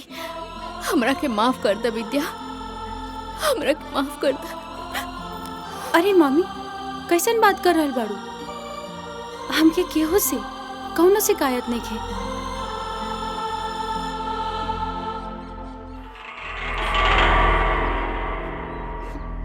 माई, बाबू कहाँ बाड़े? तो के आज के दिन तो रोकल चाहत रहला माई। कितना बोर दिन बा आज। तो हर ई बिंदी, सिंदूर, चूड़ी कैसन भेष बनेले बाड़ू? ई का होलिया बा माई?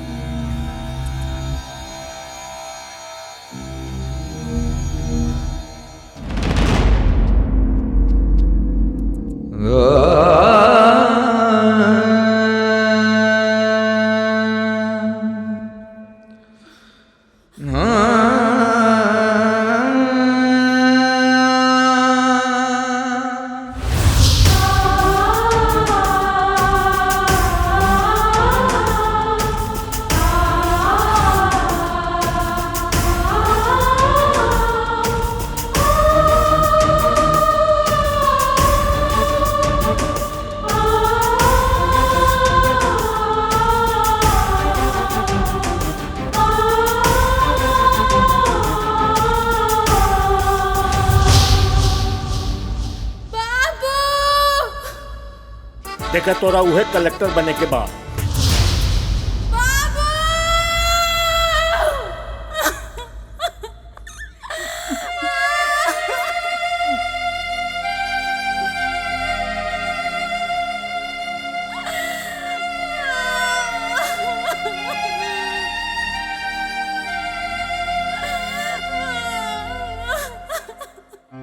बाबूजी,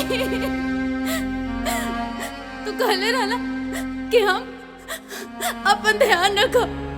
ये ध्यान रखला तू अपन। ये ध्यान रखला तू अपन। पर थोड़ा भी इंतजार ना कैला, थोड़ा भी भरोसा ना रहा हम पे।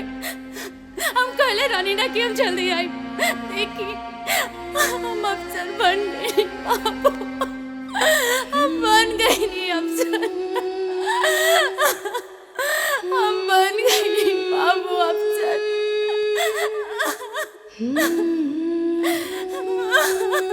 बेटी वो पहले ही से बहुत बीमार रहना।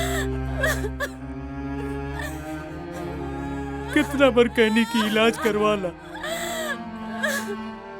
लेकिन हमेशा ही कह के टाल देलन कि हमरा अपना बेटी के पढ़ावे के बाद।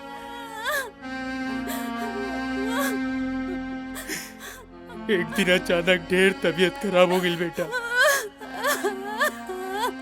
डॉक्टर कहला सा कि कैंसर हो गई बा उनका, लास्ट स्टेज।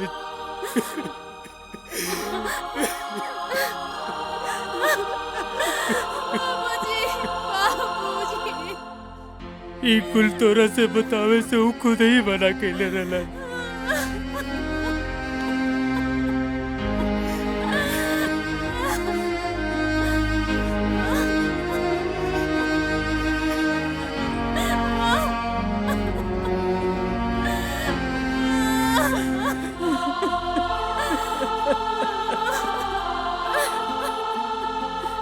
जान जान खाली इतने काले हमार बेटी दामाद के हाथ से हमार अस्थि विसर्जन।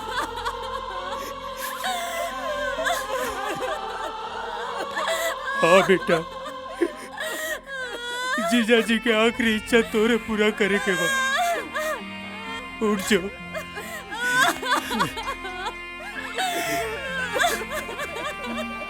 उठ बेटा उठ।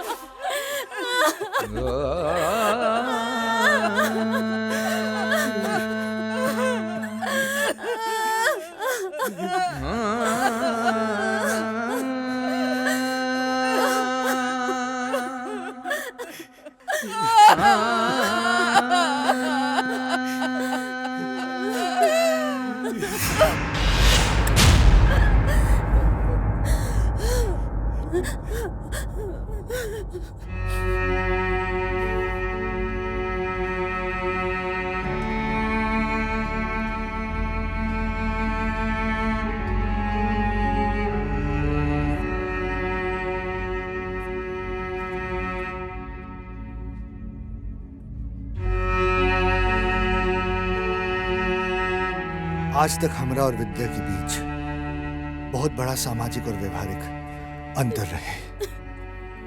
आज वो अंतर खत्म हो गई बा। अगर विद्या की कोनो एतराज न हो तो ये अस्थि विसर्जन के हक हम तोरा से मांगा था। नहीं विद्या, का तू देबू हमरा के ये हक? माई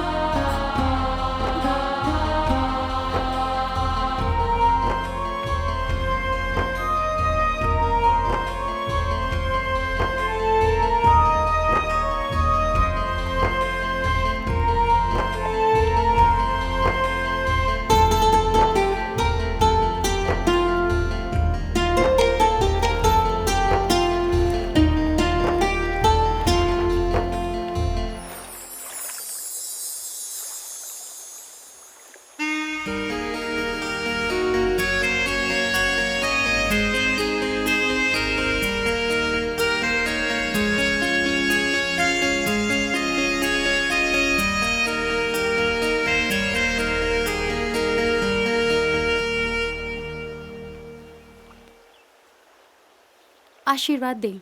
नया जिला, नई पोस्टिंग। बेस्ट ऑफ लक विद्या। अच्छा सुनी, राउर खाना बना के हम फ्रीज में रख दले बानी, और ध्यान से काम के चक्कर में खाना खाई मत भूलिए। अच्छा हो गया क्लास खत्म। क्लास खत्म। विद्या, I love you. I love you too.